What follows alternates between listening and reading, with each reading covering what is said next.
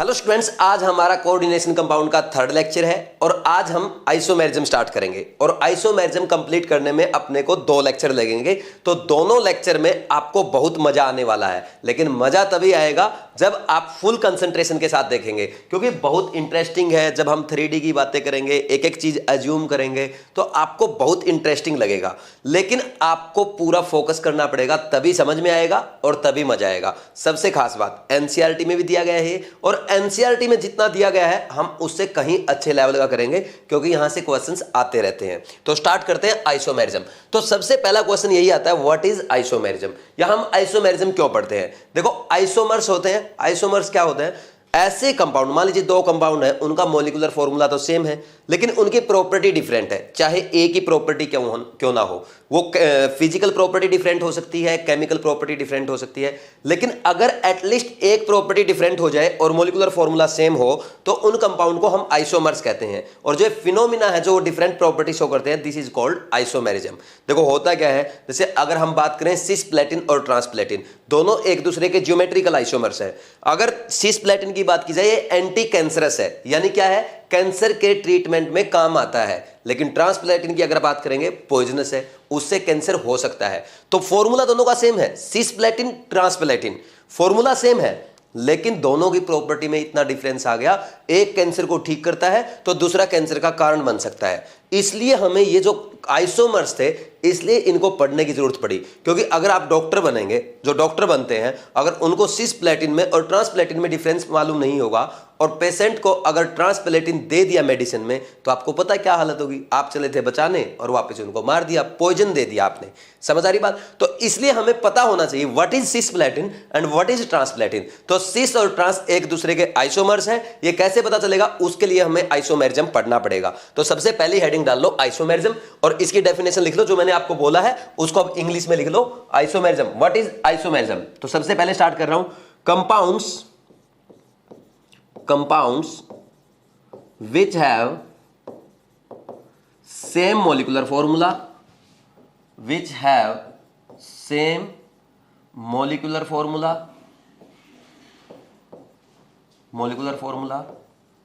but different properties,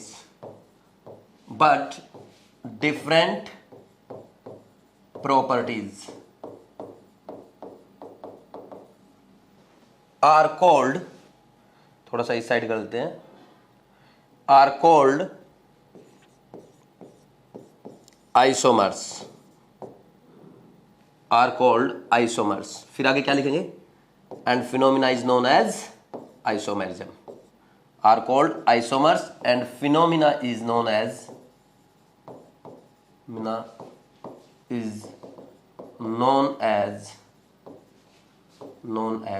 isomerism।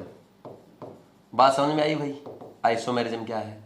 चाहे आप इसको और अच्छे से लिखना चाहते हो तो हम ऐसे भी लिख सकते हैं, compounds which have same molecular formula but at least one physical और chemical different property, at least one different physical और केमिकल प्रॉपर्टी, ऐसे भी लिख सकते हैं। और अगर सिंपल ऐसे लिख लिया वो भी अच्छी बात है भाई। कम से कम एक फिजिकल या केमिकल, फिजिकल हो या केमिकल हो, एक प्रॉपर्टी कम से कम डिफरेंट होनी चाहिए। 2, 3, 4, 5 कितनी भी हो सकती है। बात समझ में आ रही है? तो अब आइसोमेरिज्म को हम क्या करते हैं, आइसोमेरिज्म के लिए एक टेबल बना लेते हैं। आइसोमेरिज्म कितने टाइप का होता है? तो आइसोमेरिज्म आपका 2 टाइप का रहता है। कौन सा? एक तो रहता है स्ट्रक्चरल या कॉन्स्टिट्यूशनल आइसोमेरिज्म, ठीक है। And second one is stereo isomerism, stereo isomerism, ठीक। अब कॉन्स्टिट्यूशनल या स्ट्रक्चरल आइसोमेरिज्म क्या होता है? जब कंपाउंड्स ऐसे, मतलब ऐसे कंपाउंड जिनका मॉलिक्यूलर फॉर्मूला सेम हो बट स्ट्रक्चर डिफरेंट हो, तो उसका स्ट्रक्चर डिफरेंट होने से उनकी फिजिकल और केमिकल प्रॉपर्टीज में चेंज आ जाता है, तो उसको हम क्या कहते हैं, स्ट्रक्चरल आइसोमर कहेंगे, ठीक। लिख देते हैं, compounds which have same molecular formula, molecular formula को अब MF लिख रहा हूं, but different structure। ये समझ में आई बात आपको? ठीक। अब स्टीरियो आइसोमेरिज्म, स्टीरियो आइसोमेरिज्म क्या होता है, स्टीरियोमर्स क्या होते हैं या स्टीरियो आइसोमर्स क्या होते हैं? Compounds which have same molecular formula but different spatial arrangement of elements, different spatial arrangement of elements. देखो यहां पे बात पता क्या है, यहां पे मॉलिक्यूलर फॉर्मूला सेम है लेकिन स्ट्रक्चर डिफरेंट है, स्ट्रक्चर में ही चेंज आ जाएगा। ठीक, तो यहां पे क्या बात है, ये तो हो गई स्ट्रक्चर में डिफरेंस, लेकिन यहां पे स्ट्रक्चर भी सेम होता है। डिफरेंस किस में आता है भाई, जैसे प्लेनर है तो प्लेनर ही रहेगा, लेकिन उसके जो एटम्स का स्पेशियल अरेंजमेंट है उसमें डिफरेंस आ जाएगा, यानी एटम्स के बीच में दूरी बढ़ सकती है ना, ऐसा हो जाएगा। वो आपको आगे और अच्छे समझ में आ जाएगा, अभी बस डेफिनेशन लिख लो। और जब मैं ये लिखता हूं ना साथ के साथ लिख लिया करो ताकि आपका टाइम बच जाए। अब नेक्स्ट क्या आता है, इनके आगे पार्ट इनके पढ़ेंगे। अब देखो आपका जो स्ट्रक्चरल आइसोमेरिज्म है ये कितने टाइप का होता है? सबसे पहला क्वेश्चन ये है, स्ट्रक्चरल आइसोमेरिज्म आपका 4 टाइप का होता है। सबसे पहला आयोनाइजेशन आइसोमेरिज्म, अब ये पढ़ेंगे हम एक एक करके। आयोनाइजेशन आइसोमेरिज्म, ठीक। सेकंड वन इज सॉल्वेट या हाइड्रेशन आइसोमेरिज्म, हाइड्रेशन या सॉल्वेशन आइसोमेरिज्म, ठीक, isomerism. And third one is, third लिखो, linkage isomerism, linkage isomerism. And fourth one is coordination isomerism, coordination isomerism. 4 तो आज हम ये पढ़ेंगे, है ना, छोटे छोटे हैं, एक एक लाइन के 2-2 3-3 एग्जाम्पल कर लेंगे। फिर उसके बाद स्टीरियो आइसोमेरिज्म 2 टाइप का होता है। एक तो हम पढ़ते हैं जियोमेट्रिकल आइसोमेरिज्म, GI लिख रहा हूं, ज्योमेट्रिकल आइसोमेरिज्म शॉर्ट में लिख दिया। और एक हम पढ़ते हैं ऑप्टिकल आइसोमेरिज्म। ये दोनों ही बड़े इंटरेस्टिंग है, आपको बहुत मजा आएगा इनको पढ़ने में, है ना। ये चारों तो बहुत आसान है, लेकिन ये ज्योमेट्रिकल और ऑप्टिकल बहुत इंटरेस्टिंग है। आज हम ओनली ज्योमेट्रिकल करेंगे, ऑप्टिकल कल करेंगे, क्योंकि पूरा कर नहीं पाएंगे, लेक्चर बहुत लंबा हो जाएगा। आज 4 तो ये पढ़ेंगे, है ना, चारों, यानी स्ट्रक्चरल आइसोमेरिज्म कंप्लीट करेंगे और ओनली ज्योमेट्रिकल करेंगे। आपने अगर टेबल बना ली तो ठीक है, नहीं तो जल्दी से बनाओ इसको, फिर आगे बढ़ते हैं।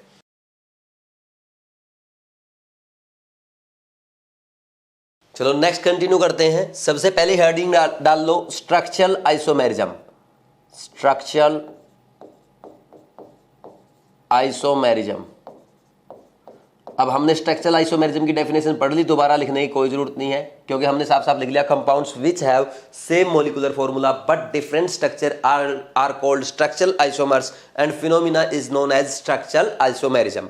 तो इसमें फर्स्ट पॉइंट करते हैं, फर्स्ट टाइप करते हैं। तो फर्स्ट टाइप हमारा कौन सा आता है, आयोनाइजेशन आइसोमेरिज्म, आयोनाइजेशन आइसोमेरिज्म। देखो इसमें क्या करना है, इन दिस टाइप ऑफ आइसोमेरिज्म, लिख लो साथ के साथ। देखो पहले सुन लो, आयोनाइजेशन आइसोमेरिज्म नेम से ही पता चल रहा है, यानी आयंस में कुछ होने वाला है, आयंस हो या लिगेंड हो। तो होता क्या है, जो आयोनाइजेशन स्फीयर है और कोऑर्डिनेशन स्फीयर है, उनमें आपस में लिगेंड का इंटरचेंज होता रहता है। क्या होगा, आपका कोऑर्डिनेशन स्फीयर और आयोनाइजेशन स्फीयर में कभी कोऑर्डिनेशन स्फीयर के आयंस या लिगेंड्स आयोनाइजेशन स्फीयर में चले जाएंगे और आयोनाइजेशन वाले कोऑर्डिनेशन में आ जाएंगे। तो ये होता रहता है, और इस फिनोमिना को हम क्या कहते हैं, आयोनाइजेशन आइसोमेरिज्म कहते हैं। तो क्या लिखेंगे, इन this type of isomerism, in this type of isomerism, साथ के साथ लिख लो डेफिनेशन, साथ के साथ लिखो, टाइम बचेगा, समझते टाइम पेन रख दिया करो, ठीक। In this type of isomerism क्या बोलेंगे, in this type of isomerism interchange of ions और ligands, interchange of ligands takes place between, क्या बोलेंगे, takes place between coordination sphere and ionization sphere. समझ आ गई बात, एग्जाम्पल से और अच्छे से समझ में आ जाएगी। तो लिखो, ये लिखने के बाद अब एग्जाम्पल देखो। अब देखना एक बार इधर देखो, जैसे मान लीजिए अपने को ये दे दिया CrNH3 और यहां पे दे दिया मेरे को 5SO4 और यहां पे दे दिया Cl, ठीक। एक तो ये दे दिया, और दूसरा कंपाउंड ये दे दिया NH3 Cl अंदर आ जाए और SO4 बाहर चला जाए। तो ये क्या है, देखो यहां पे आयनेशन स्फीयर में कौन सा आयन है, कौन क्लोरीन है, और यहां पे सल्फेट है, तो हो गया ना डिफरेंट। तो देखो यहां पे SO4 कोऑर्डिनेशन स्फीयर में था, तो इस केस में कहां चला गया, आयनेशन स्फीयर में चला गया। यहां पे Cl आयनेशन स्फीयर में था, इस केस में कहां पे है, आपका कोऑर्डिनेशन स्फीयर में। तो इसी को हम आयोनाइजेशन आइसोमेरिज्म कहते हैं। और कभी भी आपको ना आयनेशन, आपको आइसोमेरिज्म में कभी भी डाउट आए ना, आप एक काम कर लिया करो, उनका आईयूपीएसी नेम लिख के देख लिया करो। कभी भी किसी दो आइसोमर्स का आईयूपीएसी नेम सेम नहीं हो सकता। आईयूपीएसी का कॉन्सेप्ट ही यही है। आईयूपीएसी कहता है कि एक कंपाउंड एक नेम, हर कंपाउंड का अलग अलग आईयूपीएसी नेम होना चाहिए। तो आप एक काम करो, दोनों को क्या करो, नेम लिख के देख लो। अगर नेम सेम आ गया तो कंपाउंड सेम है, नेम सेम आएगा नहीं, लिखो आईयूपीएसी नेम, प्रैक्टिस भी हो जाएगी। क्या लिखोगे इसमें, पहले कैटायन का नेम लिखते हैं, रिवाइज करवा रहा हूं सारा, देख लो कल का लेक्चर अभी रिवाइज हो जाएगा। यहाँ पे लास्ट वाला पार्ट, यहाँ पे क्या है, कैटायन का नेम पहला लिखा जाएगा। कैटायन कौन है, कोऑर्डिनेशन स्फीयर है। कोऑर्डिनेशन स्फीयर का नेमिंग कैसे करते हैं, पहले लिगेंड का नेम लिखते हैं। लिगेंड का नेम कैसे लिखते हैं, अल्फाबेटिकल ऑर्डर में। अगर एक से ज्यादा लिगेंड है, मोनोडेंटेड है, तो क्या यूज करते हैं, डाई ट्राई टेट्रा। और अगर आपके बाइडेंटेड लिगेंड है तो क्या यूज करते हैं, बिस ट्रिस टेट्राकिस, है ना। और अगर बाइडेंटेड यानी पॉलीडेंटेड लिगेंड है तो बिस ट्रिस टेट्राकिस। और हम डाई ट्राई टेट्रा को अल्फाबेटिकल ऑर्डर में यूज नहीं करते, बल्कि बिस ट्रिस टेट्राकिस को करते हैं। ये नोट डलवाया था, तो अब इनका नेमिंग करना है। तो फिर उसके बाद क्या लिखते हैं, मेटल का नेम लिखते हैं। मेटल का नेम के ब्रैकेट में क्या लिखते हैं, रोमन में मेटल का ऑक्सीडेशन नंबर। ठीक, ऐसे हम करते हैं। तो लिखो इसमें क्या, पेंटाअमाइन, पेंटाअमाइन। फिर क्या लिखोगे, सल्फेटो, नेगेटिव लिगेंड है ना, सल्फेटो, ओ आ जाएगा सफिक्स। क्रोमियम, क्रोमियम, और फिर क्या लिखेंगे, क्रोमियम के ब्रैकेट में कितनी ऑक्सीडेशन स्टेट इसकी, 3, और फिर क्लोराइड, ये आएगा इसका नेम। समझ आई कि नहीं आई बात। अब उसका नेम लिखो। उसका नेम लिखते टाइम क्या करेंगे, इसमें भी क्या करोगे, पेंटाअमाइन, पेंटाअमाइन, क्लोराइडो और क्रोमियम, क्रोमियम, इसमें भी ऑक्सीडेशन स्टेट 3 आएगी, और बाहर सल्फेट लिख देंगे। थोड़ा सा लेफ्ट कर लेते हैं इसको, ठीक, सल्फेट, सल्फेट। समझ आई बात। तो देख लो नेम अलग अलग है। और भी एग्जांपल अगर आप ऐसे लिखना चाहते हो तो अब नेम आप घर पे खुद लिखते रहना, प्रैक्टिस करते रहना। बस मुझे एक आपको समझाना था। जैसे ये है, इसमें देखो पीटी में Cl क्या कोऑर्डिनेशन स्फीयर में है, और इसका दूसरा एग्जांपल अगर मैं ऐसे लिख दूं, PT NH3 Br2 Cl2 बाहर चला गया, तो ये आयनेशन आइसोमेरिज्म में चला, आयनेशन स्फीयर में चला गया।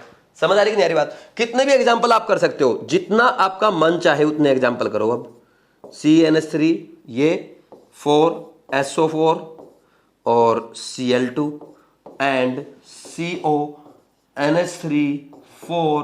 दोनों Cl अंदर आ जाएंगे और SO4 बाहर। SO4 यहां पे क्या काम कर रहा था, बाइडेंटेड लिगेंड का काम कर रहा था। तो कितने भी एग्जांपल आप चाहो तो लिख सकते हो। आपको बस ये देखना है, आप सीधा ना फोकस करो किस पे, आयनाइजेशन स्फीयर पे। आयनाइजेशन स्फीयर पे जैसे ही आयन चेंज हो गया, बोल दो क्या है, वो आयनाइजेशन आइसोमर्स है। तो ये लिख लो, इतने एग्जांपल काफी है, फिर आगे और लिखते हैं।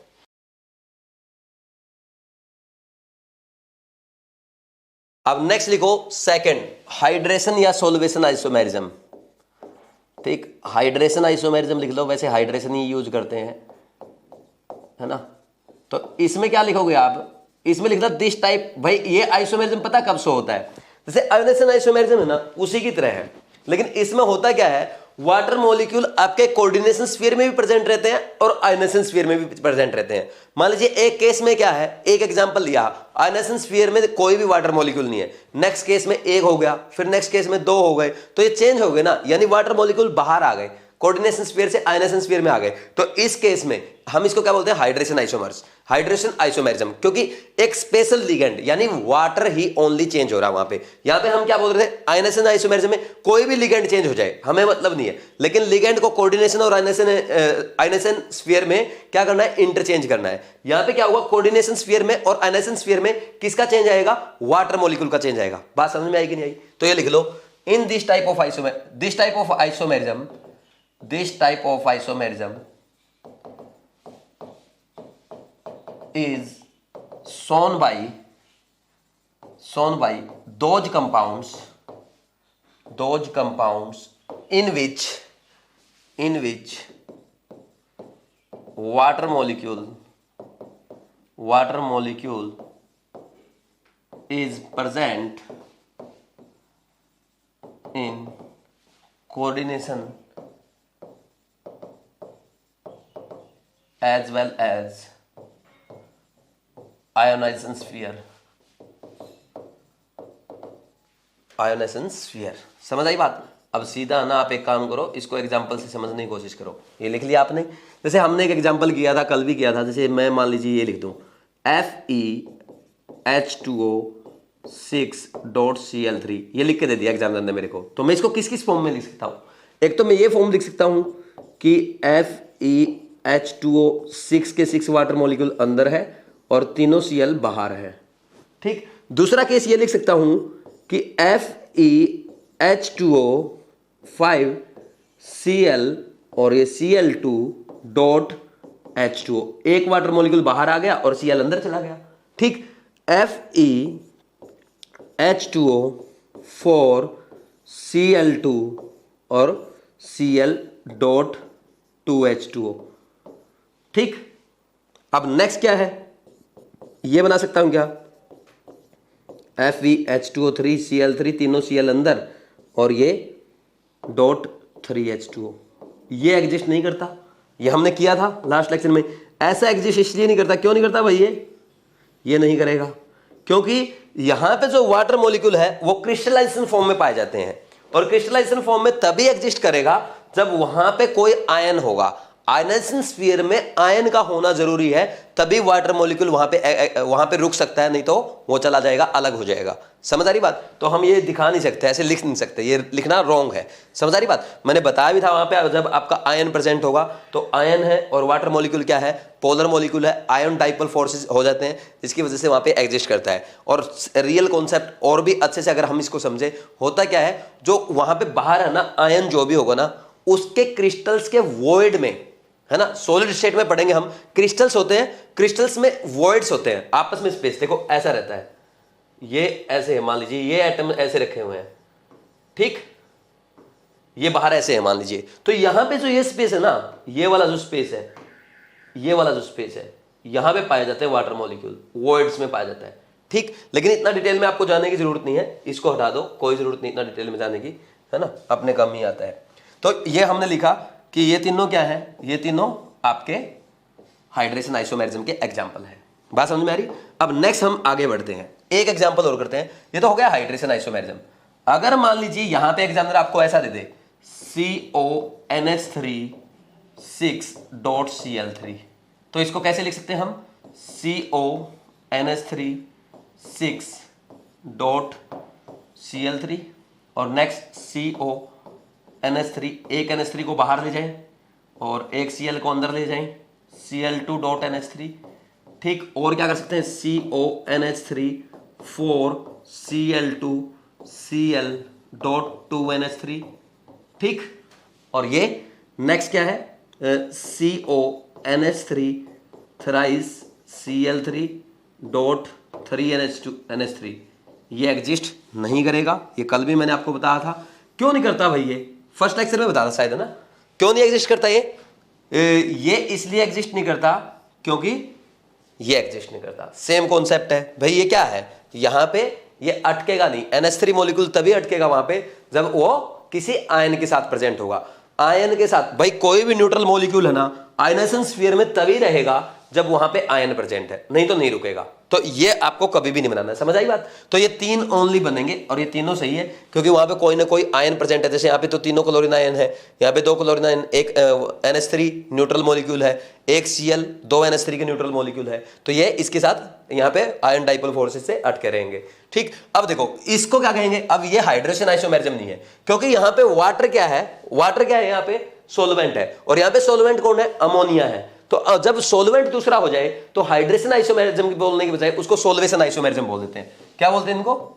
सोलवेट आइसोमर्स, है ना? ऐसा बोल दो, सोल्वेशन आइसोमर बोल दो या सोलवेट आइसोमर्स बोल दो, बात एक ही है, सोलवेट आइसोमर्स। बात समझ में आई? एक चीज और हम यहां पे लिख लेंगे, नोट डाल लेना।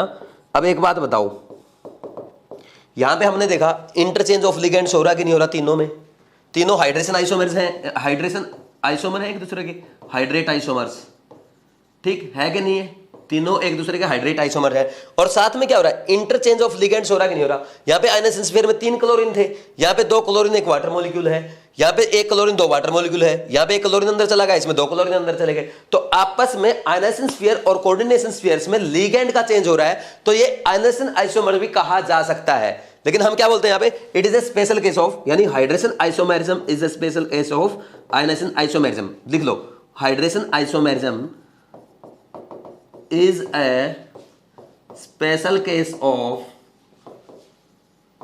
ionization isomerism, ionization isomerism।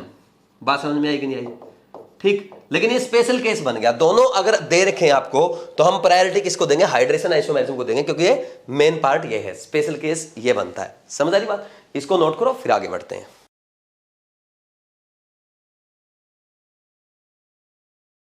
Next लिखो थर्ड टाइप। थर्ड टाइप में अपना क्या आएगा, लिंकेज आइसोमेरिज्म।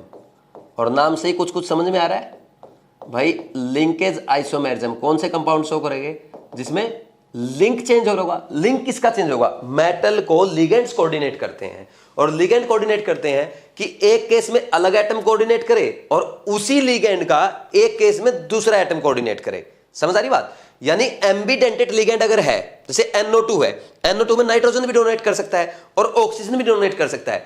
एक केस में तो मान लीजिए एक मॉलिक्यूल में क्या है, नाइट्रोजन कोऑर्डिनेट कर रहा हो, और सेम मॉलिक्यूलर फॉर्मूला है कंपाउंड का, लेकिन दूसरे मॉलिक्यूल में क्या कर रहा है, ऑक्सीजन डोनेट कर रहा है, तो इसको कहेंगे हम लिंकेज आइसोमर्स, और phenomena is known as linkage isomerism. तो सबसे पहली बात क्या है, linkage isomerism is shown by those compound which have ambidentate ligand. और सो क्या होता है, due to change of donor atom. ये बात लिखनी है, लिख दो अब इंग्लिश में, जल्दी लिखो इसको, ठीक। This type of isomerism, this type of isomerism is shown by those compounds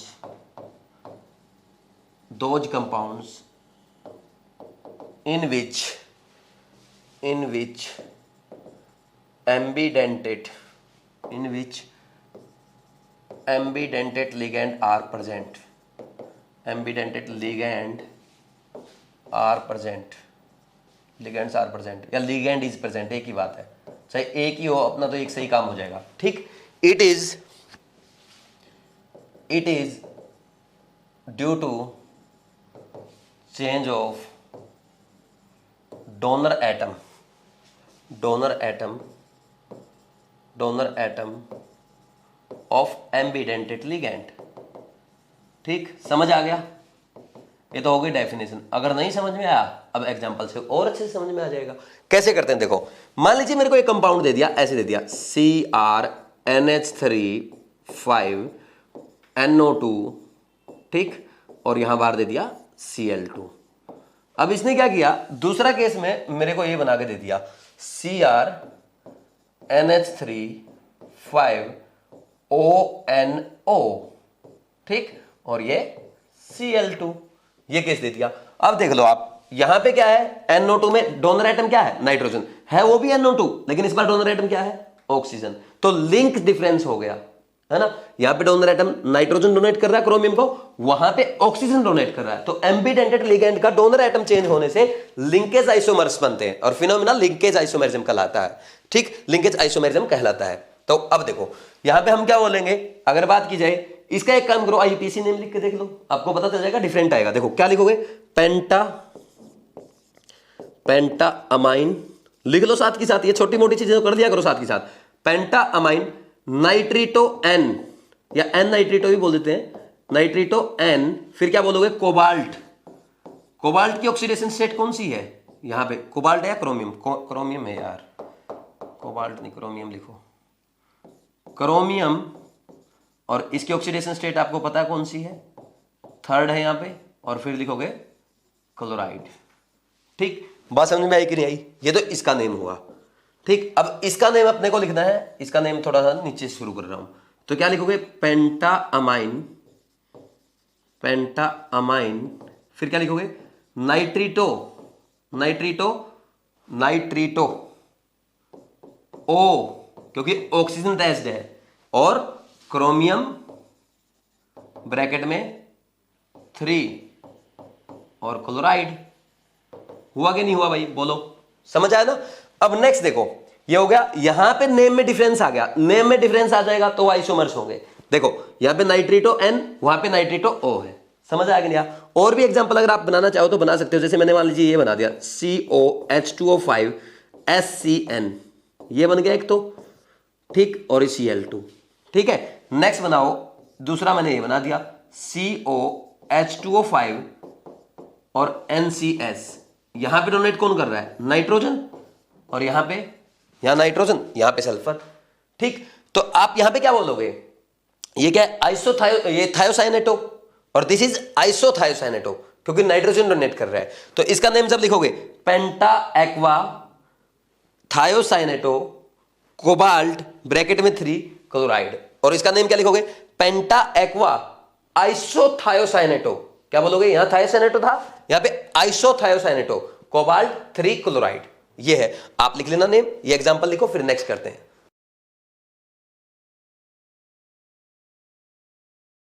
next लिखो फोर्थ, स्ट्रक्चरल आइसोमेरिज्म का लास्ट पार्ट है कोऑर्डिनेशन आइसोमेरिज्म। कोऑर्डिनेशन आइसोमेरिज्म, इसमें क्या होंगे, कोऑर्डिनेशन स्फीयर चेंज होंगे। हाँ भाई, इसमें होता क्या है, ये ऐसे मॉलिक्यूल, मतलब ऐसे कंपाउंड्स कोऑर्डिनेशन आइसोमेरिज्म शो करते हैं जिनमें कैटायन और एनायन दोनों कोऑर्डिनेशन स्फीयर के रूप में प्रेजेंट हो, या दोनों कॉम्प्लेक्स के रूप में प्रेजेंट हो। उनमें होता क्या, आपस में लिगेंड्स के इंटरचेंज होने से वो कोऑर्डिनेशन आइसोमेरिज्म शो करते हैं। बात समझ में आ रही, अभी जो मैंने बोला समझ में आया तो ठीक है, नहीं तो एक बार इंग्लिश में लिखो, एग्जाम्पल से और अच्छे समझ में आ जाएगा। एक बार लिख लो, लिखो this type of isomerism, this type of isomerism is shown by those compounds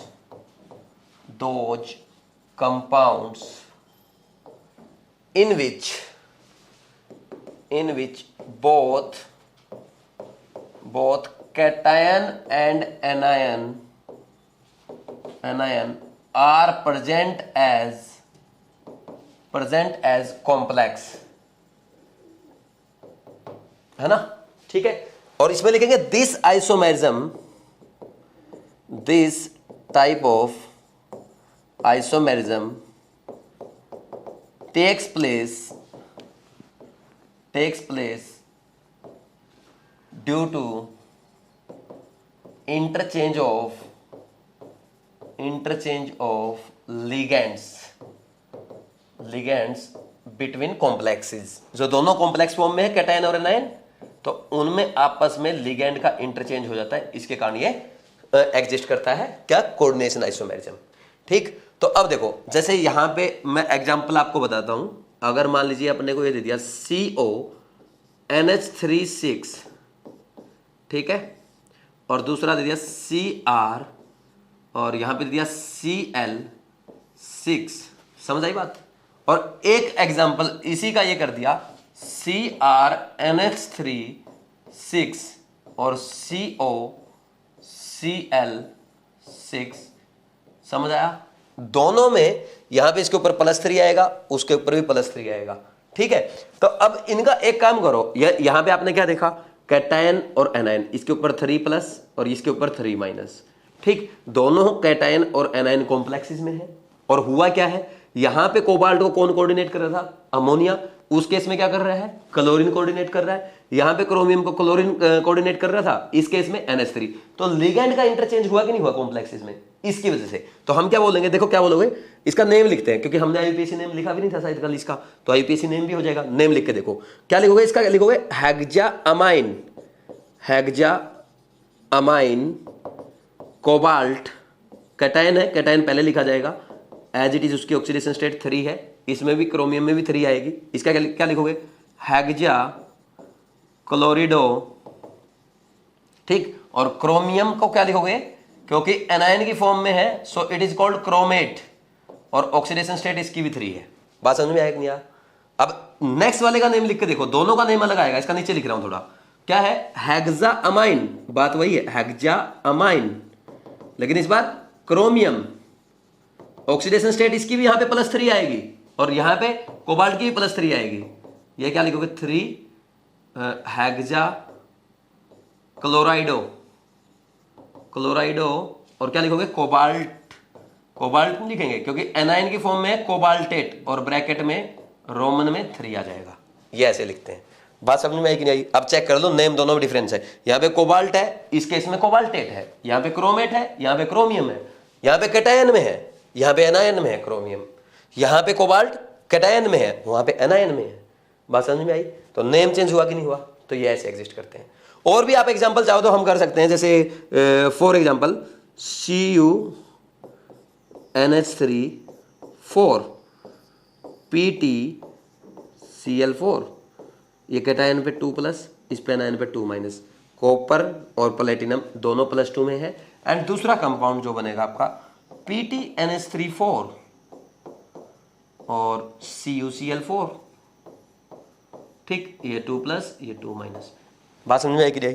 इसका नेम अब आपको लिख के देखना है। क्या लिखोगे? लिख के बताऊं क्या? यहां सिंपल है, टेट्रा अमाइन कॉपर ब्रैकेट में 2, फिर क्या लिखोगे टेट्रा क्लोराइडो प्लेटिनेट ब्रैकेट में 2, ठीक। इसका नेम लिखो टेट्रा अमाइन प्लेटिनम ब्रैकेट में 2 और इसका क्या लिखोगे टेट्रा क्लोराइडो क्यूप्रेट ब्रैकेट में 2। बात समझ में आ रही है? तो ये नेम लिखना है आपको। इसका लिखना चाहो लिख लो टेट्रा अमाइन कॉपर 2 और इसको लिखोगे टेट्रा क्लोराइडो और क्या लिखोगे प्लेटिनेट। समझ आ रही बात? ब्रैकेट में 2। कोई डाउट है क्या? हम ऐसे ही करते हैं सारे। तो अब नेक्स्ट अगर हम आगे बढ़े तो इसका क्या लिखेंगे? इसका नीचे लिख लो थोड़ा सा, टेट्रा अमाइन प्लेटिनम ब्रैकेट में 2 और क्या क्या लिखेंगे टेट्रा क्लोराइडो और क्यूपरेट। क्या लिखोगे क्यूपरेट 2। समझ आया कि नहीं आया? तो ऐसे हम काम करते हैं, ठीक। इसको लिखो, फिर हम और आगे बढ़ते हैं। हमारा यहां पे स्ट्रक्चरल आइसोमेरिज्म कंप्लीट हो गया। अब अपने को स्टीरियो आइसोमर शुरू करना है। स्ट्रक्चरल आइसोमेरिज्म सबसे आसान तो यही है, इससे आसान कुछ नहीं है। 4 है, आयनेशन आइसोमेरिज्म है, आपका हाइड्रेशन आइसोमेरिज्म है, लिंकेज आइसोमेरिज्म है और कोऑर्डिनेशन आइसोमेरिज्म है। एक एक लाइन के हैं सारे। बस एग्जांपल, आपको ना कभी डेफिनेशन रटने की जरूरत नहीं होती, आप सीधा ना एग्जांपल याद करा करो। चारों का एक एक एग्जांपल याद कर लो, बात खत्म, कभी भी नहीं भूलेंगे। आप कोशिश क्या करते हो, पहले डेफिनेशन रटते हो, फिर एग्जांपल भी रटने की कोशिश करते हो। हमेशा किसी कॉन्सेप्ट को समझने के लिए उसका एग्जांपल याद रखो। हम जब पढ़ाते हैं, यहां पे मैंने ये कंपाउंड लिखा है, कल हो सकता है इसका एग्जांपल और लिख दूं, क्योंकि मैंने इसको एग्जांपल से समझ रखा है। मैं एग्जांपल खुद बना लूंगा फिर। हाँ, आपको कभी एग्जांपल बनाने की कोशिश नहीं करनी है, क्योंकि अभी आप टीचर नहीं, आपसे मिस्टेक हो सकती है कि केमिस्ट्री में कहीं पे कुछ भी चेंज आ सकता है। आप एग्जांपल बनाने की कोशिश मत करो, लेकिन जो मैं आपको पढ़ाता हूं हमेशा उसमें एक एग्जांपल याद करने की कोशिश करो। भाई एक कॉन्सेप्ट पढ़ा, उसका कम से कम 1 या 2 एग्जांपल अगर आपके माइंड में है तो हमेशा आपको याद रहेगा। और एक्सेप्शन को रिमाइंड करने की कोशिश करो। और कुछ भी नहीं है केमिस्ट्री में, केमिस्ट्री ऐसे फिनिश हो जाती है। सबसे बढ़िया बात यह है, इनऑर्गेनिक और ऑर्गेनिक में जो है वो फिक्स है, ठीक। और इनऑर्गेनिक ऑर्गेनिक में फिक्स होने मतलब 30 क्वेश्चंस फिक्स हैं, और वहां से क्वेश्चन आएगा 1 सेकंड में ऐसे आंसर टिक कर देंगे। नहीं, थोड़ा बहुत टाइम लग जाएगा, 30 सेकंड 40 सेकंड, लेकिन 1 मिनट से ज्यादा टाइम नहीं लगेगा, ना इनऑर्गेनिक में ना ऑर्गेनिक में। थोड़ा बहुत फिजिकल में टाइम लगता है क्योंकि उसमें कैलकुलेशन आती है। तो मजेदार बात तो यही है ना कि फिक्स है ना, जो है वो सही वही है, आपको चेंज करने की जरूरत नहीं है। बस वो जो समझा उसका एक एक एग्जाम्पल याद रखने की कोशिश करो। टीचर की तरह सोचो, हमेशा ये सोचो कि अगर ये कॉन्सेप्ट मुझे आज स्ट्रक्चरल आइसोमेरिज्म किसी छोटे बच्चे को पढ़ाना है ना, मेरे जूनियर को पढ़ाना है, मैं कैसे सिखाऊंगा उसको, मैं कैसे सिखाऊंगी उसको।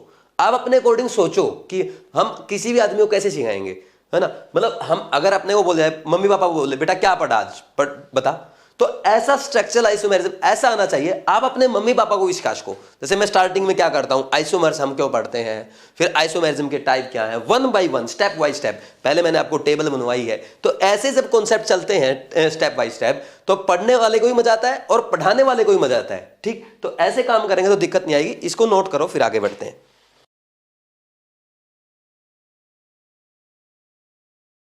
नेक्स्ट हेडिंग लिखो स्टीरियो आइसोमेरिज्म। अब स्टीरियो आइसोमेरिज्म क्या है, पहले डेफिनेशन हमने देख ही ली, फिर भी एक बार लिखना चाहो तो लिख लो भाई। ऐसे कंपाउंड जिनका मॉलिक्यूलर फॉर्मूला सेम है बट स्पेशियल अरेंजमेंट डिफरेंट है, तो उनकी प्रॉपर्टीज में चेंजेस आ जाते हैं, फिजिकल या केमिकल प्रॉपर्टी में चेंज आने की वजह से उनको हम क्या कहते हैं, stereomers, and phenomena is known as stereo isomerism. लिख लो compounds which have same molecular formula but different spatial arrangement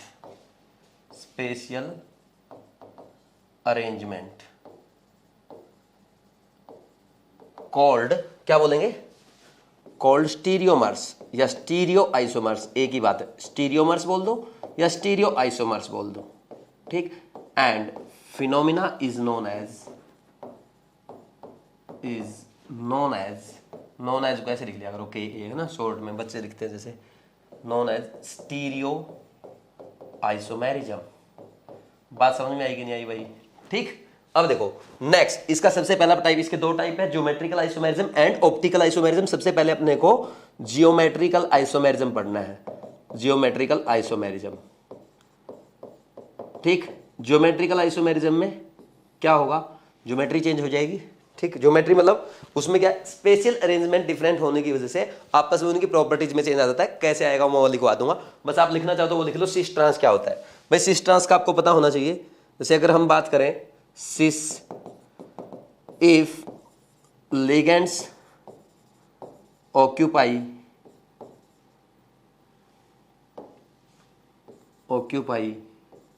similar position with respect to each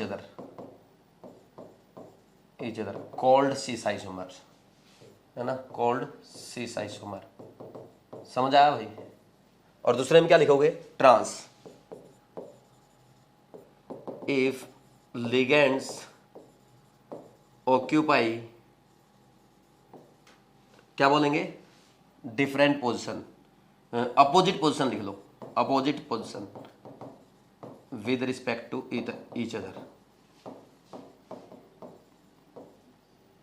other called trans isomer, ठीक। वैसे नॉर्मल सी चीजें ये आप सबको पता होगी। जैसे अगर बात की जाए ऑर्गेनिक केमिस्ट्री की, ऑर्गेनिक केमिस्ट्री में हम डबल बॉन्ड के राउंड देखते हैं जो आगे हम पढ़ेंगे।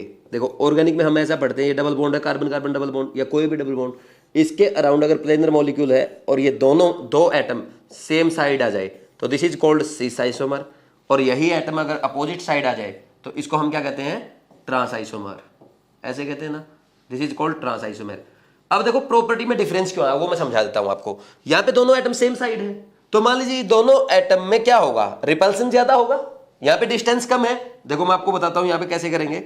यहाँ पे ये वाला डिस्टेंस अगर L1 बोल दिया जाए और ये वाला डिस्टेंस दोनों का अगर L2 बोल दिया जाए, ठीक, तो ये L1 is not equal to L2। समझ आ रही बात, स्पेशियल अरेंजमेंट डिफरेंट है। और स्पेशियल अरेंजमेंट का मतलब कभी भी 3D नहीं समझना, क्योंकि यहां पे क्या होते हैं, ये प्लेनर मॉलिक्यूल है, ठीक, ये प्लेनर मॉलिक्यूल है, एक ही प्लेन में है। जैसे आप ये समझो अपने पास, जैसे ये एनसीईआरटी है, एनसीईआरटी में क्या है, यहां पे आप ये समझो ये प्लेन है, ये यहां पे डबल बॉन्ड, ये एक एटम यहां एक एटम यहां, तो इन दोनों कॉर्नर पे सेम एटम है, ये सिस है, तो इनमें रिपल्सन ज्यादा होगा। एक यहां होगा और एक यहां होगा, इनमें रिपल्सन कम होगा, तो इनकी फिजिकल प्रॉपर्टीज में चेंज आ जाएगा। समझ आ रही बात, बॉइलिंग पॉइंट है, मेल्टिंग पॉइंट है, इनमें चेंज आ जाता है, ठीक। तो इससे क्या है, प्रॉपर्टी चेंज हो गई, प्रॉपर्टी चेंज होती है आपका आइसोमर, लेकिन फॉर्मूला क्या है, सेम रहता है। समझ आ रही बात। जैसे हम आगे पढ़ेंगे ऐसे, ये हम पढ़ेंगे यहां पे ये Cl लगा, ये Cl लगाया, ये H, this is cis isomer, ठीक। और यहां पे अगर हमने ऐसा कर दिया, ये Cl यहां लगाया, ये Cl यहां लगाया, ये H यहां लगा, दिस इज ट्रांस आइसोमर्स। ये आगे हम पढ़ेंगे, उसमें पढ़ेंगे ऑर्गेनिक में, ठीक। ये लिख लो एक बार, फिर आगे बढ़ते हैं।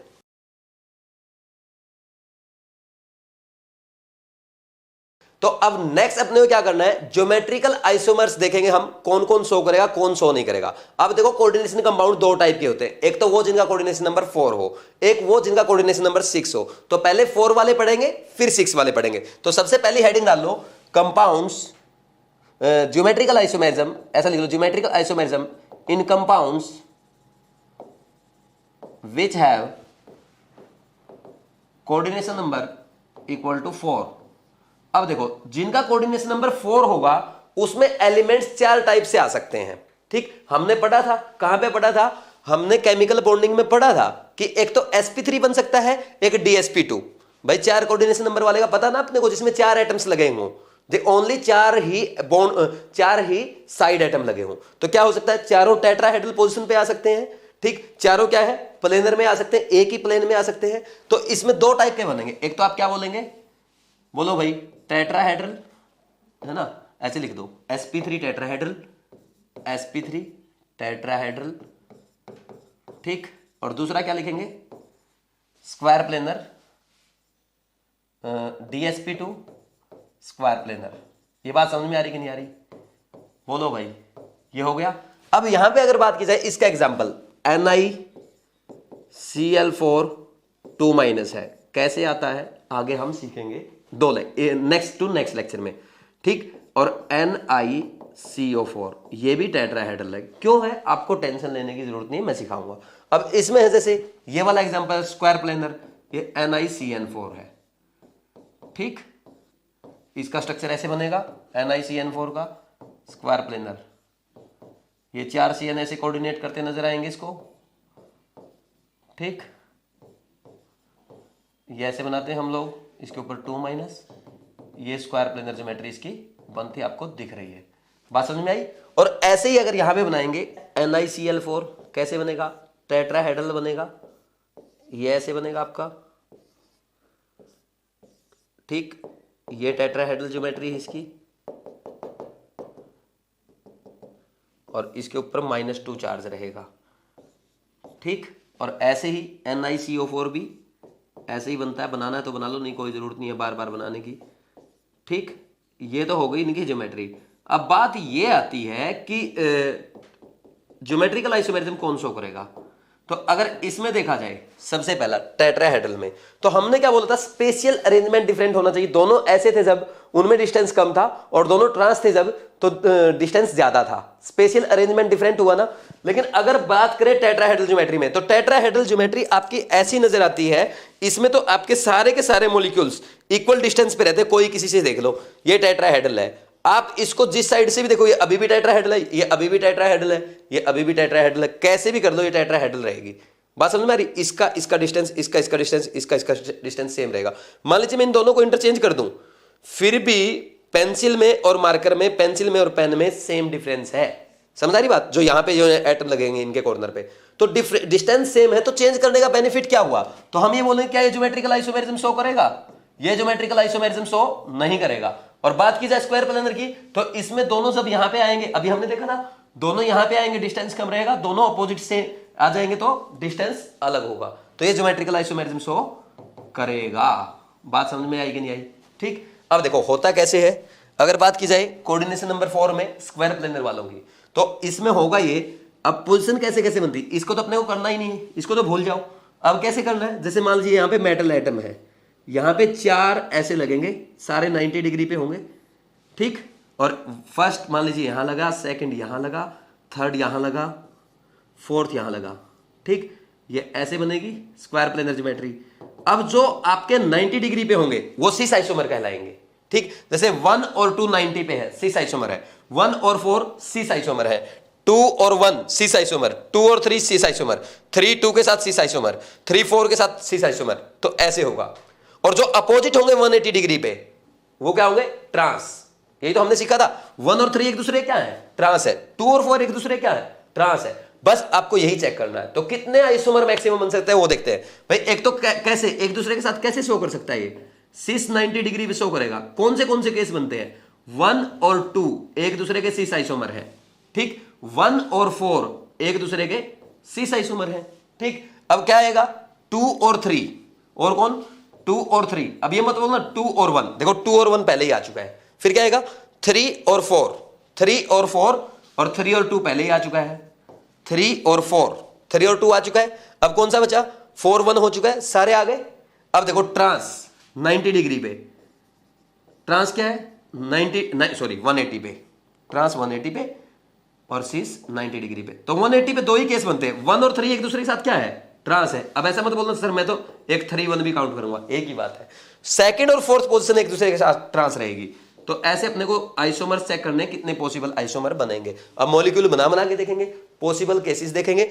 अब बहुत इंटरेस्टिंग पार्ट शुरू होने वाला है, आप इसको समझ के नोट करो, है ना। अभी तक जो समझने वाली बात थी आपकी वो ये थी कि सिस आइसोमर कौन होंगे, जो 90 डिग्री के एंगल पे होंगे। जैसे 1 4 1 2 एक दूसरे के साथ सिस है, 2 3 और 2 1 सिस आइसोमर है, 3 2 के साथ और 3 4 के साथ सिस आइसोमर है, 4 1 के साथ और 4 3 के साथ सिस आइसोमर है।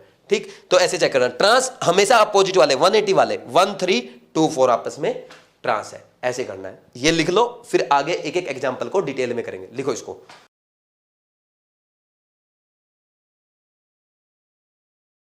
चलो भाई नेक्स्ट कंटिन्यू करते हैं, ज्योमेट्रिकल आइसोमर्स के एग्जांपल देखेंगे। पहले हम कोऑर्डिनेशन नंबर 4 के देख रहे हैं, अलग अलग केसेस बना करके देखेंगे। आपको एक कोशिश करनी है, जैसे केसेस बनाने मैं आपको सिखाऊंगा आपको वैसे ही सीखने, क्योंकि हम जीरो से कंसीडर करेंगे और वैसे ही आगे बढ़ते चलेंगे। आपको कोई एक्सपेरिमेंट नहीं करना है, जैसा मैं सिखाऊंगा वैसा सीखेंगे तो आपको एग्जाम में भी याद रहेगा, आप पूरा जिंदगी भर नहीं भूलेंगे। तो कोशिश करते हैं सीखने की, और सबसे आसान मेथड है। देखो सबसे पहले मैं क्या करूंगा, बिल्कुल सिंपल केस बनाऊंगा।